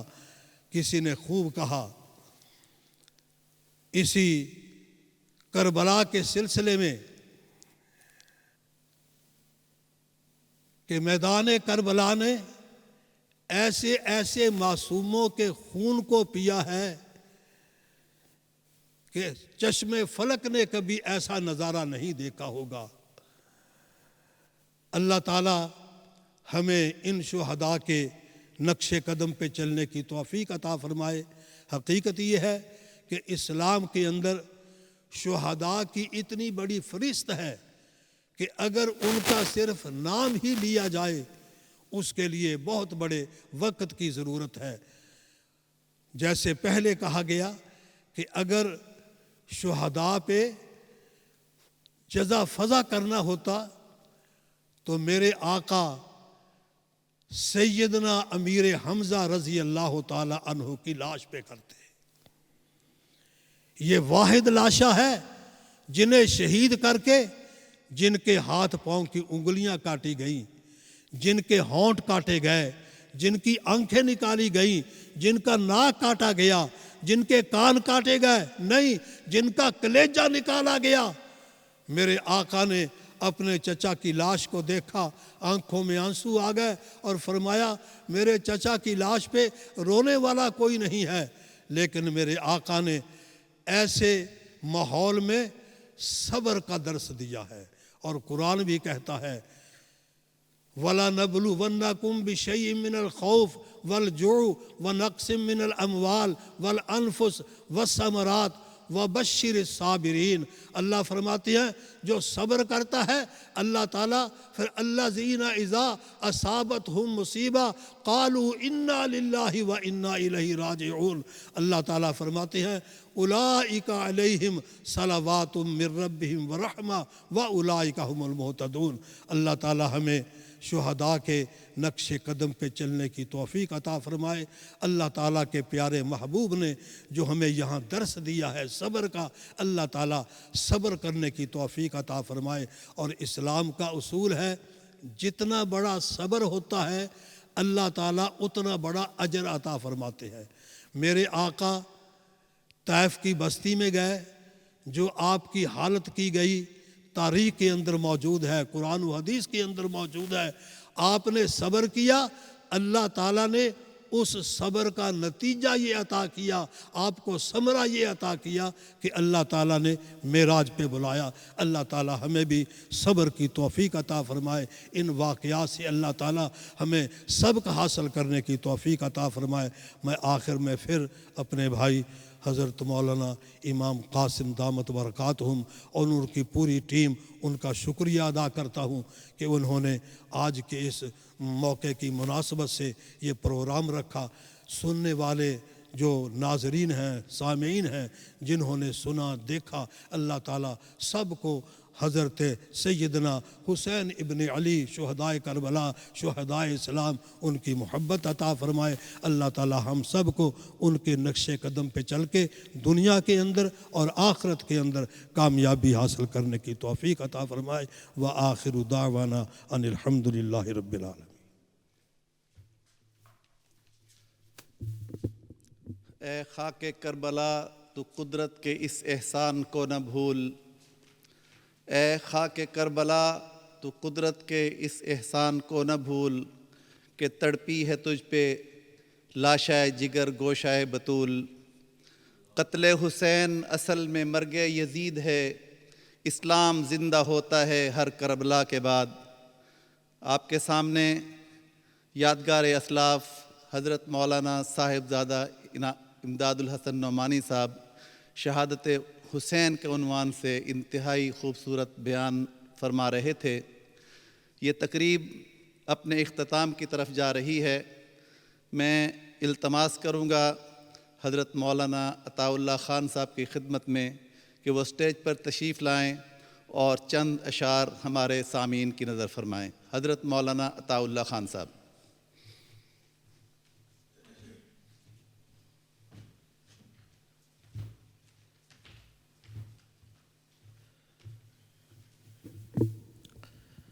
السلام علیکم ورحمۃ اللہ وبرکاتہ۔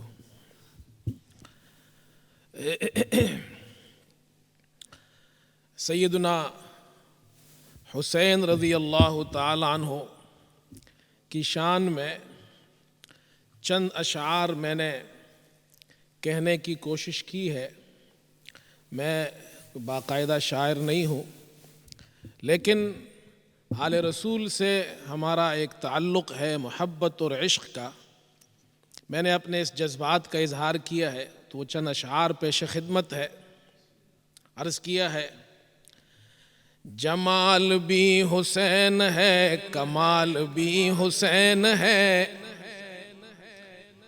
جمال بھی حسین ہے، کمال بھی حسین ہے، نبی بتا گئے ہمیں یہ آل بھی حسین ہے، اور نبی کا نور عین ہے، علی کے دل کا چین ہے، نبی کا نور عین ہے، علی کے دل کا چین ہے، بہار مصطفیٰ حسن چراغ بھی حسین ہے، جمال بھی حسین ہے، کمال بھی حسین ہے، اور جہاں میں یہ مقام بر کسی کو بھی نہیں ملا، ایسا مقام اللہ نے دنیا میں کسی کو عطا نہیں فرمایا جو حضرت حسن اور حسین کو عطا فرمایا۔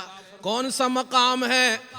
جہاں میں یہ مقام بر کسی کو بھی نہیں ملا، نبی کی پشت پر حسن سوار بھی حسین ہے، جمال بھی حسین ہے، کمال بھی حسین ہے، اور یزید کی حکومتیں زوال کا شکار ہے، یزید کی حکومتیں زوال کا شکار ہے، عرب عجم کے دیس کا شعار بھی حسین ہے، جمال بھی حسین ہے، کمال بھی حسین ہے، اور عطا کا یہ مزاج ہے، عطا کا یہ کلام ہے، عطا کا یہ مزاج ہے، عطا کا یہ کلام ہے، میرا قلم حسین ہے، مقال بھی حسین ہے، جمال بھی حسین ہے، کمال بھی حسین ہے، اور نبی بتا گئے ہمیں یہ آل بھی حسین ہے۔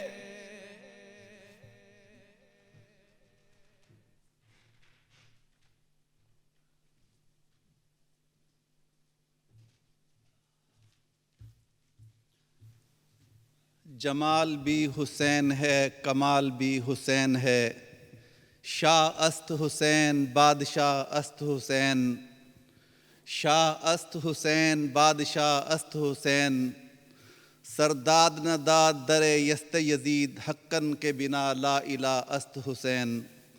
یہ تھے حضرت مولانا امام عطاءاللہ خان صاحب جو حضرت حسین کے عنوان سے خوبصورت اشعار آپ کی خدمت میں پیش کر رہے تھے۔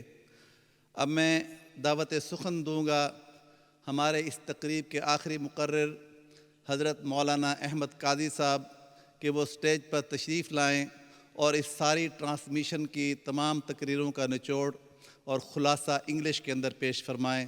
حضرت مولانا قاضی احمد صاحب۔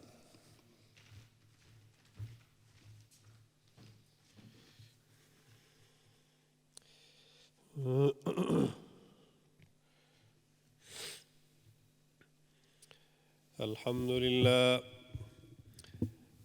لله كتب الآثار ونسخ الآجال، والقلوب عنده مفضية والسر عنده علانية، الحلال ما أحل والحرام ما حرم، الدين ما شرع والأمر ما قضى، والخلق خلقه والعبد عبده، وهو الله الرؤوف الرحيم۔ الحمد لله نحمده ونستعينه ونستغفره ونعوذ بالله من شرور أنفسنا ومن سيئات أعمالنا، من يهده الله فلا مضل له ومن يضلله فلا هادي له، ونشهد أن لا إله إلا الله وحده لا شريك له، ونشهد أن محمدًا عبده ورسوله صلى الله تعالى عليه وعلى آله وأصحابه وبارك وسلم تسليما كثيرا كثيرا، أما بعد فأعوذ بالله من الشيطان الرجيم، بسم الله الرحمن الرحيم، إن عدة الشهور عند الله 12 شهرا في كتاب الله يوم خلق السماوات والأرض منها 4 حرم، ذلك الدين القيم، فلا تظلموا فيهن أنفسكم، وقاتلوا المشركين كافة كما يقاتلونكم كافة، واعلموا أن الله مع المتقين۔ صدق الله مولانا العظيم۔ يا رب صل وسلم دائما أبدا على حبيبك خير الخلق كلهم۔ نقش قدم نبی کے ہیں جنت کے راستے، اللہ سے ملاتے ہیں سنت کے راستے۔ My dear respected viewers, my dear respected mothers and sisters and children listening at home, Assalamu alaikum wa rahmatullahi wa barakatuh. Alhamdulillah, before me, many ulama, many scholars have delivered very knowledgeable, very eye-opening reminders, speeches, including the history and the virtues of Fada'il of Muharram. and even the incident happened in Karbala. May Allah reward all the scholars before me, and may Allah enlighten me with barakah to conclude in the final speech what I have said before me. My dear respected brothers and sisters, Allah Azza wa Jal mentions in the Holy Quran in Surah Tawbah, verse number 36, indeed, the number of the months ordained by Allah is 12. In Allah's record, since the day He created the heavens and the earth, of which 4 are sacred. Minha arba'atun hurum, that out of the 12 months, Allah Azza wa Jal Himself has said, 4 months are the sacred months. That is the right way. So do not wrong one another during these months, and together fight the polytheists as they fight against you together, and know that Allah is with those who are mindful of Him. My dear respected brothers and sisters, Allah Azza wa Jal has mentioned in this Surah Tawbah that since Allah created the universe, Allah also created the 12 months. And out of these 12 months, Allah Himself declared the 4 months. And those 4 months are the month of Rajab, the month of Dhul Qa'dah, Dhul Hijjah and Muharram. These 4 months are sacred, and these have been specified by Muhammad sallallahu alaihi wasallam. So Muharram is the first Islamic Hijri calendar month, and Dhul Hijjah is the last. So we see that Islamic calendar begins with Muharram and ends with the month of Dhul Hijjah. And if you see both months, it is full of the sacrifices given by the heroes of Islam. In the month of Dhul Hijjah, we see the great Usman ibn Affan radiallahu anhu, he was martyred straight after Hajj. And on the 1st of Muharram, we see another greats of Islam, Umar ibn Khattab radiallahu anhu, was also martyred. And on the 10th of Muharram, we see Hazrat Hussein radiallahu anhu, who was martyred. But the issue is the fada'il and the virtues of Muharram is from day one, my brothers. It's from day one Allah has made the month of Muharram the sacred month. And Allah Azza wa Jal mentions Himself in the Holy Quran, minha arba'atun hurum. And also Hazrat Qatada rahimahullah has said that Allah mentions فَلَا تَظْلِمُوا فِيهِنَّ أَنفُسَكُمْ, that do not wrong yourself, do not do zulm, do not oppress yourself in these months. What it means that any sinful activity is haram, is bad, is evil anyway, in any month, in any day. But in these 4 months, the intensity of the sins and evil in these months is increased. So one has to be very careful, especially in these 4 months. So Qatada rahimahullah, he has said, Inna Allah astafa safaya min khalqi. Allah has chosen specific things from the creation of Allah. For example, he says Allah has chosen amongst the angels some angels to be messengers. Then Allah has chosen amongst the people, وَمِنَ النَّاسِ رُسُلًا. Amongst the people, Allah has also chosen some people to be prophets of Allah Azza wa Jal. وَاصْطَفَى مِنَ الْكَلَامِ ذِكْرَهُ. Allah has also chosen amongst the speeches, amongst the kalam, Allah chose the dhikrullah to be the best of speech. وَاصْطَفَى مِنَ الْأَرْضِ الْمَسَاجِدِ. Amongst the earth, amongst the land, Allah has chosen masajid as the best of places. وَاصْطَفَى مِنَ الشُّهُورِ رَمَضَانِ. Allah has chosen from the months, Allah has chosen Ramadan to be the best of the months. وَالْأَشْهُرُ الْحُرُمِ, and the sacred months, Allah has chosen to be sacred. وَاصْطَفَى مِنَ الْأَيَّامِ. Amongst the days, Allah has chosen Yawmul Jumu'ah, the day of Friday. وَاصْطَفَى مِنَ الْلَيَالِ. Amongst the nights, Allah has chosen Laylatul Qadr. So فَعَزِّمُوا مَا عَزَّمَ اللَّهِ. So take it sacred, treat it with sacredness, what Allah has made it sacred. فَإِنَّمَا تُعْظَمُ الْأُمُورِ. And all those things are respected, which was respected and made sacred by Allah Azza wa Jal amongst the people of Fahm and Aql. So my dear respected brothers, this is what we learn about the virtues of the month of Muharram, which was a great month, a month regarding which we hear Muhammad sallallahu alaihi wasallam, Before even Karbala happened, brothers, for your reference, I would like to highlight that the incident of Karbala, in which the greatest of Sahabi, Hussein radiallahu anhu, was martyred. Innocently he was martyred amongst his family members. He was very mercilessly was martyred in the field of Karbala. And this happened around 50 years after Muhammad sallallahu alaihi wasallam passed away. This happened in 60 years of Hijri calendar. This was 50 years approximately after Muhammad sallallahu alaihi wasallam passed away. But Prophet of Allah used to treat the month of Muharram, specifically Yawm Ashura, the day of Ashura, which is the 10th of Muharram, was respected and was marked by fasting. Muhammad sallallahu alaihi wasallam used to fast every year on Ashura. In fact, according to ulama Ahnaf, the fasting of Ashura was farz before the fasting of Ramadan became farz. Number one. Number two, another point is when Muhammad sallallahu alaihi wasallam came to Medina, Hazrat Ibn Abbas radiallahu anhuma mentions in a hadith of Bukhari and Muslim that Prophet of Allah and Rasulullah sallallahu alaihi wasallam qadim al-Madina, when he came to Medina after Hijrah, after migration, fawajad al-Yahud siyaman. Prophet of Allah realized and he found the Jews who used to live at that time in Medina, in surrounding areas of Medina. He was told that the Jews are fasting on the day of Ashura, on the 10th of Muharram. So Prophet of Allah, Muhammad sallallahu alaihi wasallam, inquired from them that why do you fast on this day of Ashura? They say that we fast because Allah delivered Prophet Musa alayhi salam from the oppression of Fir'aun. Allah freed Prophet Musa and Bani Israel, our forefathers.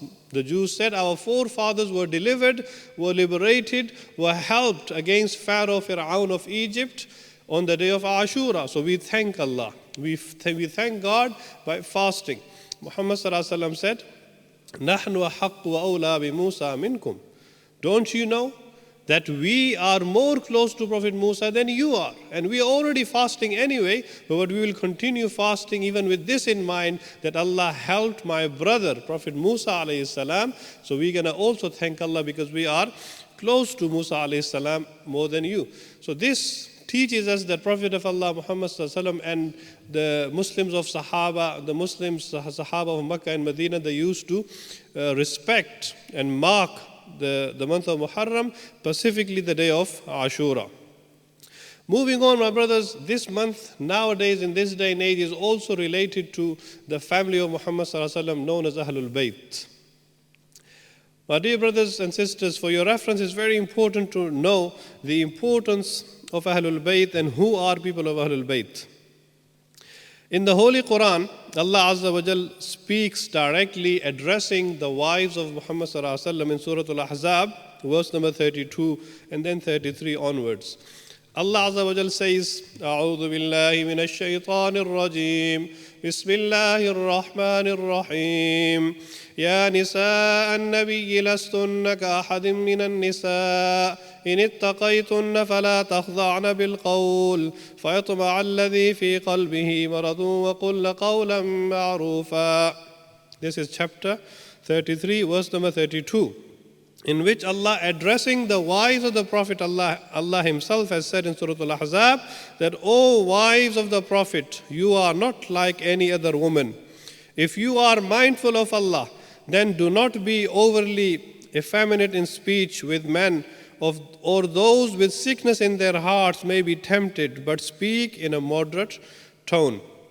In the next verse, chapter 33, verse 33, Allah also says, وَقَرْنَ فِي بُيُوتِكُنَّ وَلَا تَبَرَّجْنَ تَبَرُّجَ الْجَاهِلِيَّةِ الْأُولَى وَأَقِمْنَ الصَّلَاةَ وَآتِينَ الزَّكَاةَ وَأَطِعْنَ اللَّهَ وَرَسُولَهُ إِنَّمَا يُرِيدُ اللَّهُ لِيُذْهِبَ عَنْكُمُ الرِّجْسَ أَهْلَ الْبَيْتِ وَيُطَهِّرَكُمْ tathira. This ayah, this verse is better known as ayat al-tathir amongst the ulama and amongst the scholars. In this ayah, chapter 33, my brothers and sisters, open the Quran and check this reference for yourself and increase your knowledge. We should always speak and investigate and do research. I would like to highlight and say one point, my brothers and sisters. If you, wherever you are listening at home, Sahaba, Azwaj Muttaharat, Ahlul Bayt, they are not historical people. वो तारीखी शख्सियात नहीं. Rather, they are Quranic people. You need to find them in the Quran.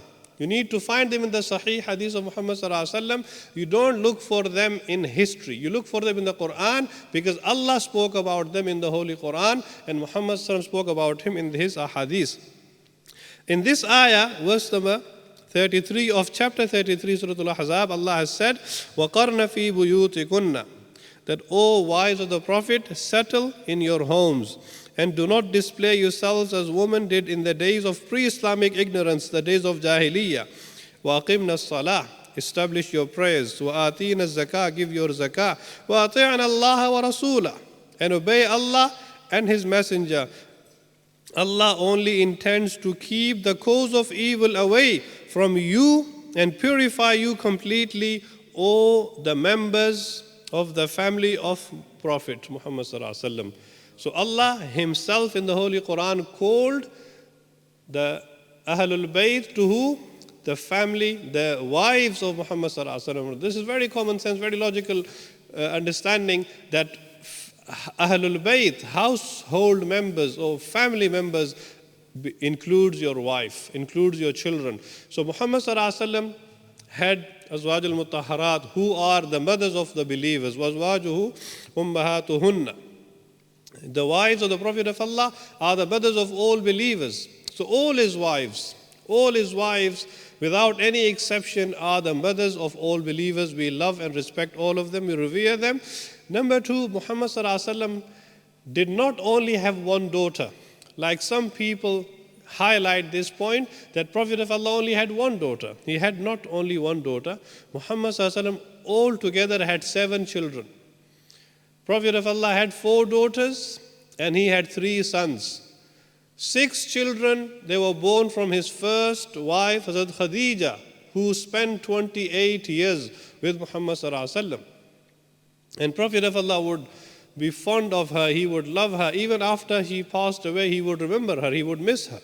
So she bore 6 children to Muhammad Sallallahu Alaihi Wasallam, 4 daughters and 2 sons. The daughters' names were Hazrat Zainab radiallahu anha, Kulsum radiallahu anha, Hazrat Ruqayya radiallahu anha, and Hazrat Fatima radiallahu anhunna ajma'in. And the 2 sons, Abdullah and Qasim. These 6 children were born from Hazrat Khadija radiallahu anha. And one more son, Ibrahim, was born from his other wife called Hazrat Maria Qibtiyya radiallahu anha. So all together, my brothers and sisters, he had 7 children. And they are all part of Ahlul Bayt.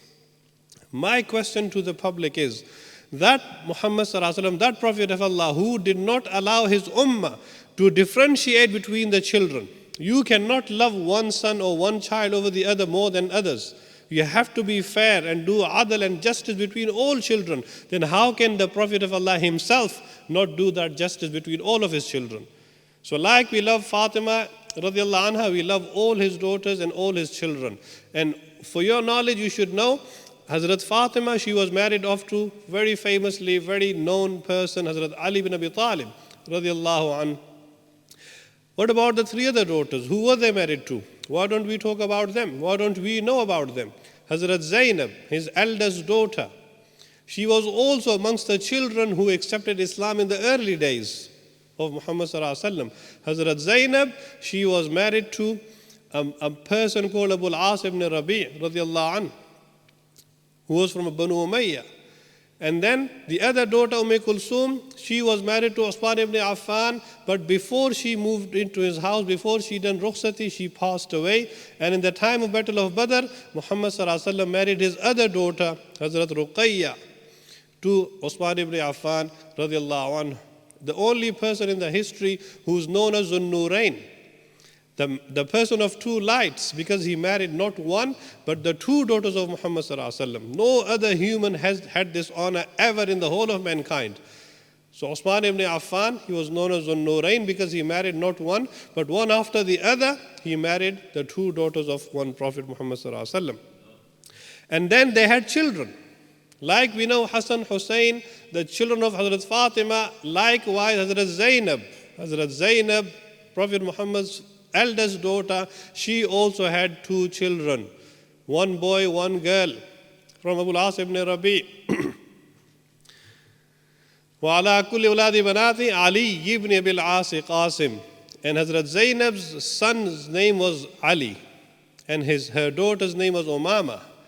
These two were also the grandchildren of Muhammad sallallahu alaihi wasallam.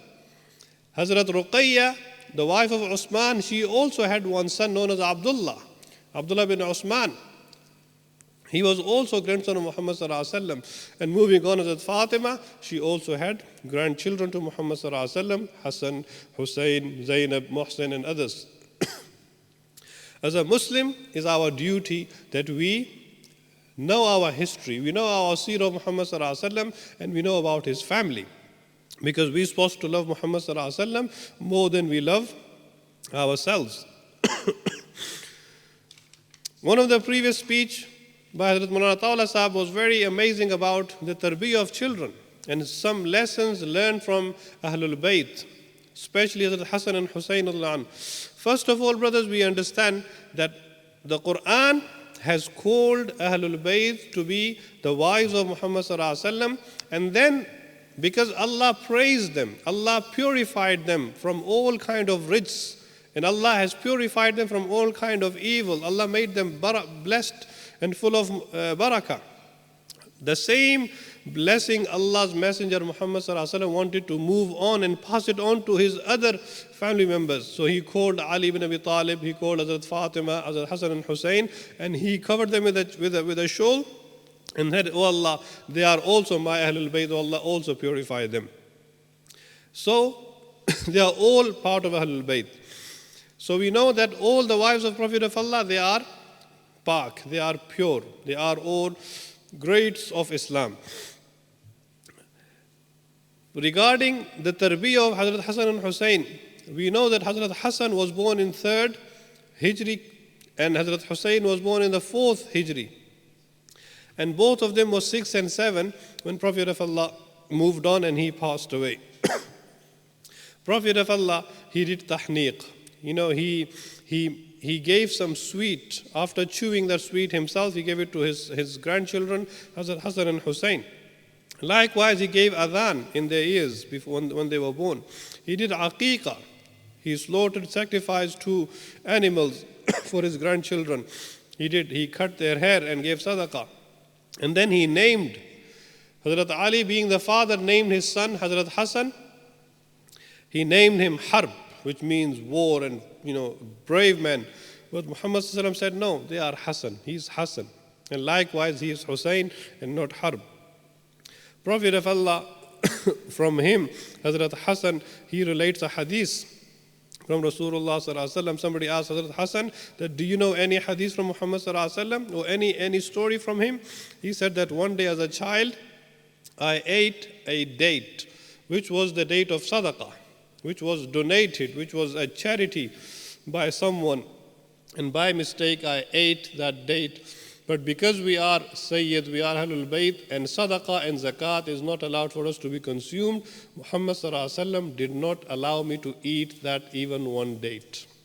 And Prophet of Allah, he came and he himself taken out the date from my mouth and he said, we do not eat Sadaqah. So this is a sign of tarbiyah that make sure that our children are eating halal and haram, and they know the difference between halal and haram. They're only eating halal, they are staying away from haram. Likewise, Hazrat Hasan, he says, Muhammad sallam, he taught me dua qunut, dua for qunut, meaning he gave them the ta'aleem and tarbiyah. And Prophet of Allah also taught them how to not send a beggar or someone who asks, not to send them back. My brothers and sisters, so much was said, mashallah, and I'm sure you heard and you benefited from their speeches. The bottom line is, in this month, on the day of Ashura, which is tomorrow, which is Monday, it is recommended to fast. Prophet of Allah used to fast. It is recommended for us to fast. And because Jews, Yahud used to also fast, so Muhammad said that we need to be different. My brothers and sisters, this is a point was highlighted by one of the scholars earlier, that Islam and Prophet of Allah did not even like us imitating or copying others even in the matters of ibadah. Then how can we copy and imitate others in the matters in which is not ibadah? So Prophet of Allah said, if I am alive next year, then I will also fast on the 9th. On the 9th day, which is today, I would fast. And then the day of Ashura, I will also fast. So this is recommended and is sunnah. And Allah forgives the sins of 1 year if somebody is fasting on the day of Ashura. Also, brothers, final point for my all youth out there. In the month of Muharram, many Sahaba, na'udhu billah, they are rebuked at, they are criticized at. But as a Muslim, we have the aqeedah, like we read in the Holy Quran, لا نفرق بين أحد من رسله. We do not differentiate between any prophets. We love and respect and believe in all prophets, don't we? We believe in Adam alayhi salam, the first messenger, and we believe in Muhammad sallallahu alaihi wasallam, the last messenger. In between, we believe in love all of them. Our iman is in all prophets. Likewise, there are stages amongst the Sahaba. Like after Muhammad sallallahu alaihi wasallam and all prophets, we believe Abu Bakr is number 1. Hazrat Umar ibn Khattab is number 2. Usman ibn Affan number 3. Ali ibn Abi Talib number 4. And likewise Ashar ibn Bashar and other Sahaba. But generally speaking, we believe in all of them. Generally speaking, we love all of them. And every Sahabi, as I said earlier, they are Quranic people. They are not historical people. We need to ask the Quran what Allah thought about them, what Allah thinks about them, and Allah has praised them. Allah has said, "Kullan wa'adallahu al-husna," that every single Sahabi, the definition of Sahabi is, no matter how old they were, young or old, if they saw or if they were in the Ma'iyyah of Muhammad sallallahu alaihi wasallam and they were Muslims and they passed away in the state of Islam, they are known as Sahabi. And no one from Ummah can become better than Sahaba. And every Sahabi will go to Jannah, without any exception. They say every group has a dropout. Every community has a dropout. You will always find 1 or 2 dropouts from every group. But the group of Sahaba has no dropouts. Every Sahabi is unique. Every Sahabi was accepted. Every Sahabi had the certificate of Ridwanullah, radiyallahu anhum wa radu an, that Allah is pleased with them and they are pleased with Allah. My brothers and sisters, Allah has said regarding Sahaba, أُولَٰئِكَ الَّذِينَ امْتَحَنَ اللَّهُ قُلُوبَهُمْ لِلتَّقْوَى, that Allah has taken the test of their hearts to see if there is taqwa. Allah Himself declared, لَهُمْ مَغْفِرَةٌ, they have maghfirah, they have ajr azim. Allah passed them in the test. So this is very important for us, that in the month of Muharram, we do not entertain any arguments or any debate in which any Sahabi is ridiculed at, is criticized. Hazrat Muawiyah and any other Sahabi, they are greats of Islam, they must be respected. If we na'udhu billah entertain any thoughts or any ill thoughts about any Sahabi, then there is a question on our own iman, not on their iman. May Allah enable me and all of us to act upon what has been said, and anything wrong we have said, may Allah forgive us, and may Allah accept today's event, today's effort about Fadail al-Muharram and Sahaba Ikram and Al-Bayt. May Allah reward the Iqra TV, Imam Qasim Sahib and all, for allowing us for this beautiful opportunity to discuss all this. Jazakallahu khair. Assalamu alaikum.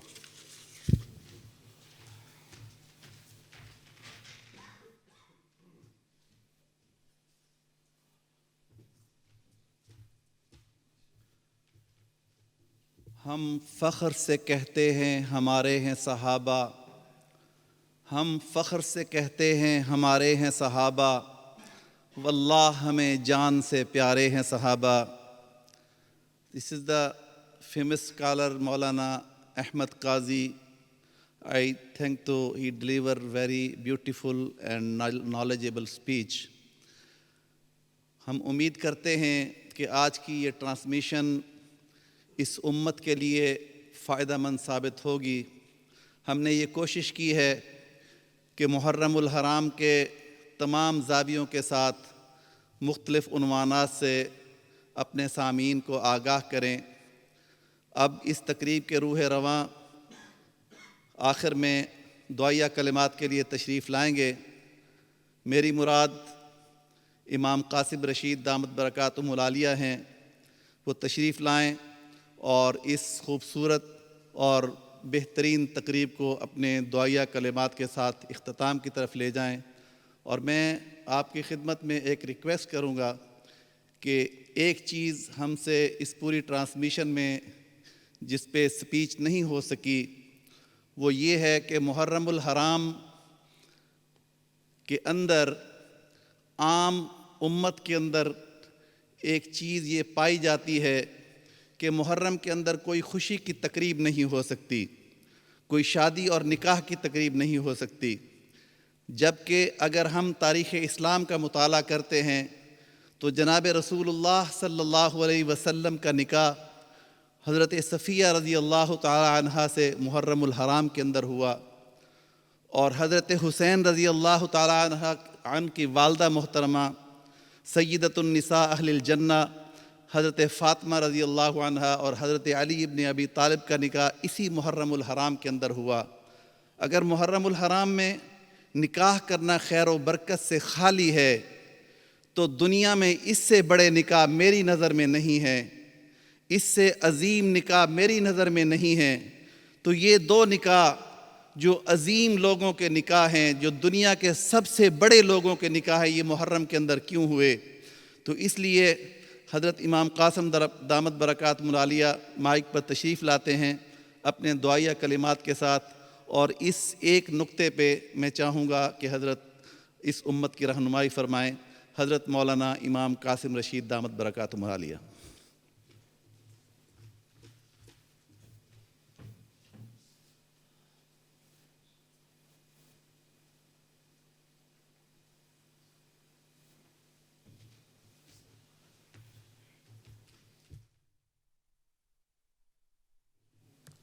بسم اللہ الرحمن الرحیم، الحمد للہ وکفا والصلاة والسلام علی نبی المصطفیٰ وبعد۔ ناظرین اکرام، ماشاءاللہ آج آپ کے سامنے محرم کے حوالے سے مختلف زاویوں سے اور مختلف پہلوؤں سے گفتگو ہوئی ہے، جس میں اردو زبان میں مختلف تقریریں ہوئیں اور پھر انگریزی زبان میں اس کا خلاصہ بھی ہوا۔ اصل یہ کہ اقرا ٹی وی جو ہے ماشاءاللہ یہ پورے سال اس کی جو ٹرانسمیشن ہے زیادہ تر جو ہے ایجوکیشنل پروگرامنگ کے اوپر ہے۔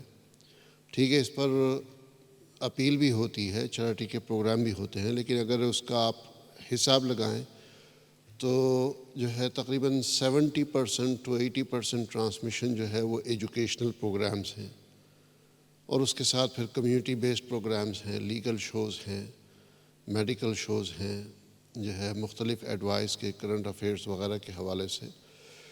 تو الحمدللہ محرم کے حوالے سے ہم لوگ پہلے سے بھی جو ہے آپ کے سامنے پروگرام پیش کرتے آ رہے ہیں، آج بھی یہ پیش کیا اور انشاءاللہ آئندہ کل اور آنے والے دنوں میں بھی ٹرانسمیشن پیش کریں گے۔ اقرا کا مقصد یہ ہے کہ ہم آپس میں اتحاد اور اتفاق کو لے کر کے آئیں، اور جو قرآن کی تعلیمات ہیں، جو حدیث کی تعلیمات ہیں، اس کی ترویج ہو۔ اقرا پہلا لفظ ہے قرآن کریم کا، اقرا بسم ربک الذی خلق، جو حضور صلی اللہ علیہ وسلم پر وحی نازل ہوئی تو سب سے پہلا جو اس کا لفظ تھا وہ جو ہے اقرا، یعنی مطلب اس میں الحمد بھی نہیں، بسم اللہ کی با بھی نہیں، بلکہ اقرا کا لفظ سب سے پہلا لفظ تھا۔ تو الحمدللہ اسی مناسبت سے اس کا یہ نام رکھا گیا تاکہ آپ کو قرآن اور حدیث کی تعلیمات سے لنک کر دیا جائے، اس سے آپ کی مناسبت ہو جائے۔ اور ماشاءاللہ آج آپ نے جو ہے اس کا اندازہ لگایا ہوگا کہ یہاں جو باتیں آپ کے سامنے آئی ہیں وہ بالکل بیلنس طریقے سے، اور بیلنس کو ایک طرف چھوڑیں، مطلب جو اصل حقائق کے اوپر مبنی ہے، یعنی جو جس طریقے سے جو بات ہونی چاہیے وہ اس طریقے سے وہ بات آپ کے سامنے پیش کی گئی ہے۔ اس میں اگر ہم دونوں جانبین سے جو ہے دونوں فرقے یا دونوں مسلک جو ہے ان کی جانبین سے یہ کوشش کی جائے دونوں طرف سے کہ بھئی آگے چل کر کے ہم نے امت کو ایک کرنا ہے، یا یہ کہ جو ہے اپنے اختلافات کے باوجود جو ہے ہم نے محبت اور الفت کے ساتھ ایک دوسرے کا ساتھ دینا ہے، تو پھر یقیناً اس کے لیے کچھ دینا بھی پڑے گا اور کچھ لینا بھی پڑے گا. اس کے لیے جو ہے کچھ کمپرومائز بھی کرنا پڑے گا اور کچھ چیزوں کو چھوڑنا بھی پڑے گا. اور جو باتیں لینے دینے کی ہو رہی ہیں وہ کوئی غیر فطری نہیں ہے، بلکہ ایک مسلمان کی عزت جو ہے وہ اللہ کے نزدیک بیت اللہ کی دیواروں سے بھی زیادہ معزز ہے. کوئی شخص خدا نخواستہ اگر بیت اللہ کو منہدم کر رہا ہے، اس کی دیواروں کو توڑ رہا ہے، تو جو ہے اگر ہمارے دور میں اس طرح ہو تو ہم اس شخص کا کیا حال کریں گے. دیوار توڑنا تو دور کی بات، کوئی وہاں سے اگر ایک پتھر کو میں کیل بھی لگانے کی کوشش کرے، یا کوئی اس میں سوراخ بھی کرنے کی کوشش کرے، یا اس کا پردہ کاٹنے کی کوشش کرے، تو ہم تو مطلب اس کے ساتھ کیا معاملہ کریں گے. لیکن اللہ کے نزدیک کوئی شخص اگر مسلمان کی بے حرمتی کرتا ہے تو وہ اس سے بھی زیادہ برا ہے جو شخص بیت اللہ کی دیواروں کو منہدم کر رہا ہو. تو لہٰذا آپس میں ایک دوسرے کی عزت کرنا، اختلاف کے ساتھ جو ہے مخالفت نہ ہو، اختلاف ہو، جو ہے اختلاف ہر جگہ ہوتا ہے، ہر فیملی میں، ہر گھر میں ہوتا ہے، لیکن اس کے ساتھ ساتھ جو ہے یہ کہ ایک دوسرے کا احترام اور عزت کرتے ہوئے اگر ہم آگے چلتے ہیں تو یقیناً اس کا فائدہ ہوگا. حضرت مولانا نے فرمایا کہ جو ہے اس مہینے میں شادی جو ہے یا نکاح وغیرہ جو ہوتے ہیں تو بعض جگہ یہ ہے کہ اس مہینے میں نہیں ہونے چاہیے، اور بہت سے لوگ جو ہے یعنی دونوں جانبین سے، اور خصوصی طور پر شیعہ حضرات کے نزدیک اور اہل سنہ میں سے بھی جو ہے بہت سے لوگ ان دنوں کا اجتناب کرتے ہیں. حالانکہ قرآن کریم میں اللہ سبحانہ وتعالیٰ فرما دیتے ہیں ان عدت الشہور عند اللہ 12 شہرا فی کتاب اللہ، کہ اللہ کے نزدیک 12 مہینوں کی گنتی ہے، اس میں 4 مہینے ہیں جو کہ محرم ہیں، جو ہے یعنی حرمت والے مہینے ہیں. اسی طریقے سے اور مقامات کے اوپر جو ہے وقت کے بارے میں احادیث میں اور قرآن میں آیا یسألونک عن الاہلہ قل ہی مواقیت للناس. تو اگر محرم کے مہینے میں نکاح یا شادی الاؤڈ نہ ہوتا تو پھر یقیناً اس کی دلیل ہمارے پاس قرآن اور حدیث کی روشنی سے ہوتی. یہ کہہ دینا کہ بھائی یہ تو واقعہ بعد میں پیش آیا اور اس کی وجہ سے جو ہے مطلب ہم نہیں کرتے، تو یہ مناسب نہیں ہے. یعنی ایک تو یہ کہ کوئی محرم کے علاوہ مہینوں کو چوز کرے، اور ایک یہ کہ کوئی اگر محرم میں کر رہا ہے تو اس کو برا سمجھا جائے. تو خود سے اگر نہ کریں تو وہ الگ بات ہے، لیکن اگر کوئی کر رہا ہے اس کو برا سمجھنا جو ہے یہ ہرگز مناسب نہیں. اللہ سبحانہ و تعالیٰ کے نزدیک تمام ایام، تمام مہینے جو ہیں وہ یکساں ہیں. اس کی برکت اور فضیلت مناسبت سے اوپر نیچے ہوتی ہے، یعنی خیر و برکت میں اضافہ ہو سکتا ہے. ماہ رمضان مثلاً ہے اس کی وجہ سے، یوم عرفہ ہے اس کی وجہ سے، یوم عاشورہ ہے اس کی وجہ سے. لیکن کسی ایک دن کو بھی نہ تو قرآن میں اور نہ ہی حدیث میں منحوس نہیں کہا گیا.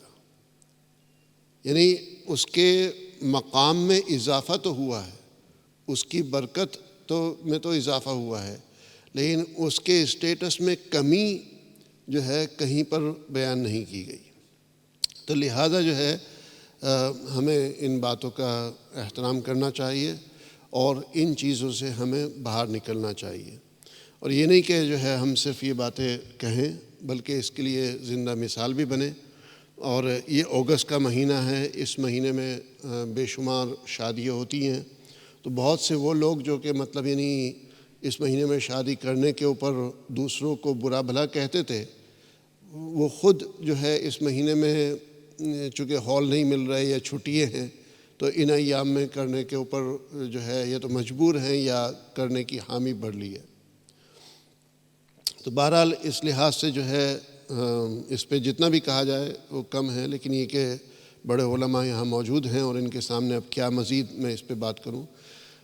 لیکن ماشاءاللہ میری جو 2 بیٹیاں ہیں ان کی شادی ہوئی، پہلے مدینہ منورہ میں ہوئی، ایک کی دسمبر کے مہینے میں اور دوسری کی ابھی اس سال فروری میں۔ لیکن میرا جو بیٹا ہے جو ہے، یعنی بیٹوں میں سب سے بڑا وہی ہے، 2 بیٹے ہیں، تو ایک جو ہے 21 سال کا اور ایک 3 سال کا ہے۔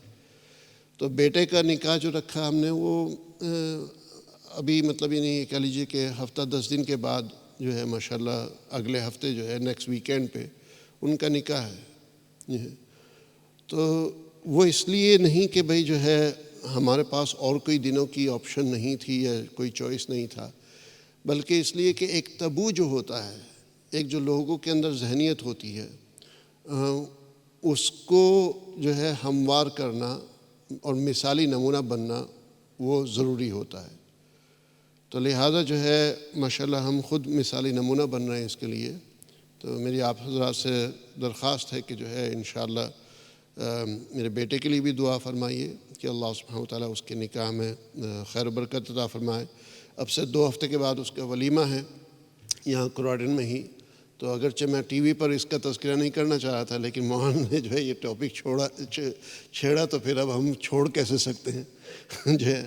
تو میں کہتا ہوں کوئی اگر ہمیں چھیڑے گا تو ہم اس کو نہیں چھوڑیں گے، تو لہٰذا اب آپ کو ہم چھوڑیں گے نہیں، آپ کو جو ہے انشاءاللہ ولیمے میں شریک ہونا ہے 21 تاریخ کو جو ہے۔ تو اس میں جو ہے اگر آپ کو دعوت نامہ نہیں پہنچا تو آپ ہمارے آفس سے رابطہ کر سکتے ہیں انشاءاللہ، اور ہم آپ تک دعوت نامہ ضرور پہنچائیں گے۔ جزاکم اللہ الخیر۔ میں حضرت مولانا امداد الحسن نعمانی صاحب سے درخواست کروں گا کہ وہ اسٹیج پر تشریف لائیں اور دعا فرمائیں انشاءاللہ، اختتامی دعا ان کی طرف سے ہو۔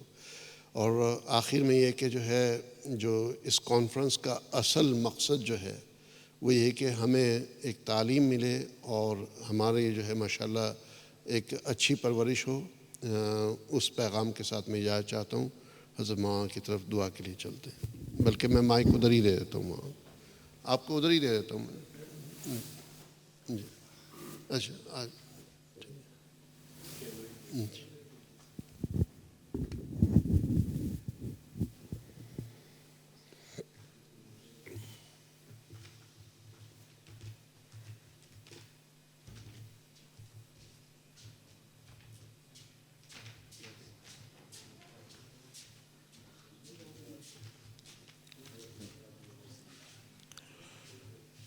الحمد للہ رب العالمین والعاقبۃ للمتقین والصلاة والسلام علی سیدنا و سید الانبیاء والمرسلین وعلی آلہ واصحابہ اجمعین۔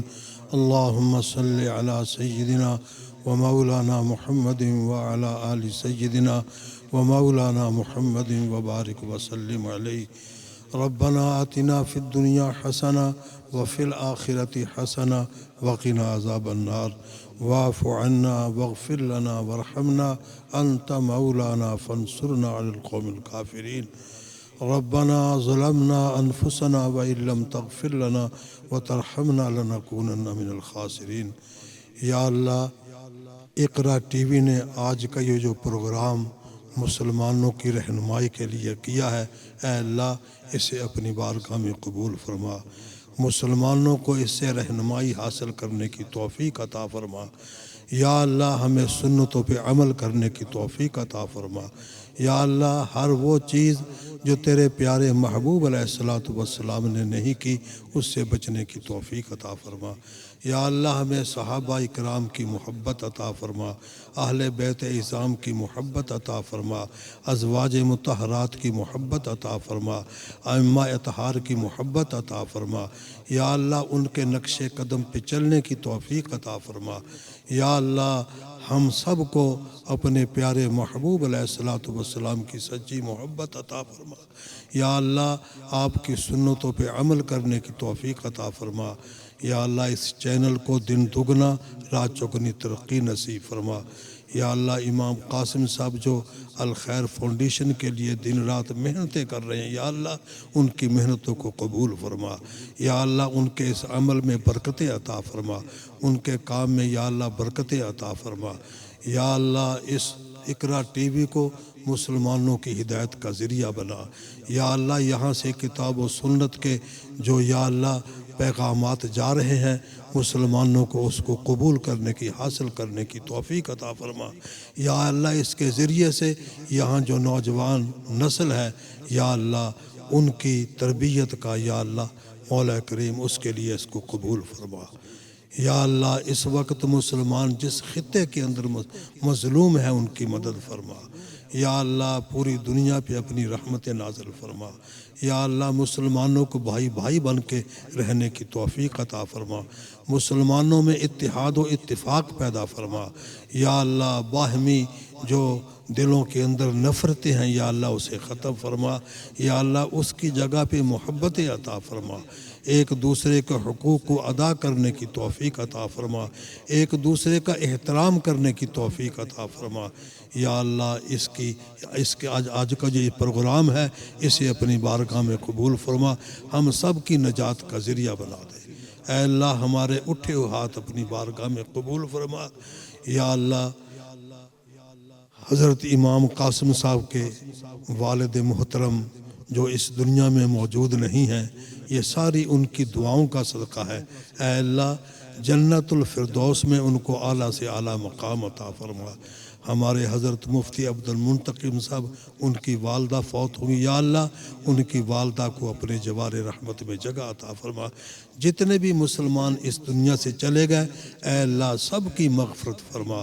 یا اللہ ناظرین سامعین جو اس وقت ہاتھ اٹھا کے دعا مانگ رہے ہیں، اے اللہ ان کے دلوں کے اندر جو نیک تمنائیں ہیں ان کو پورا فرما۔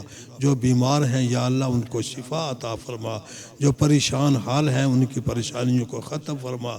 یا اللہ جو دعا کے لیے کہنا چاہتے تھے نہیں کہہ سکے، تو علیم بذات الصدور ہے، یا اللہ ان کی نیک تمناؤں کو پورا فرما۔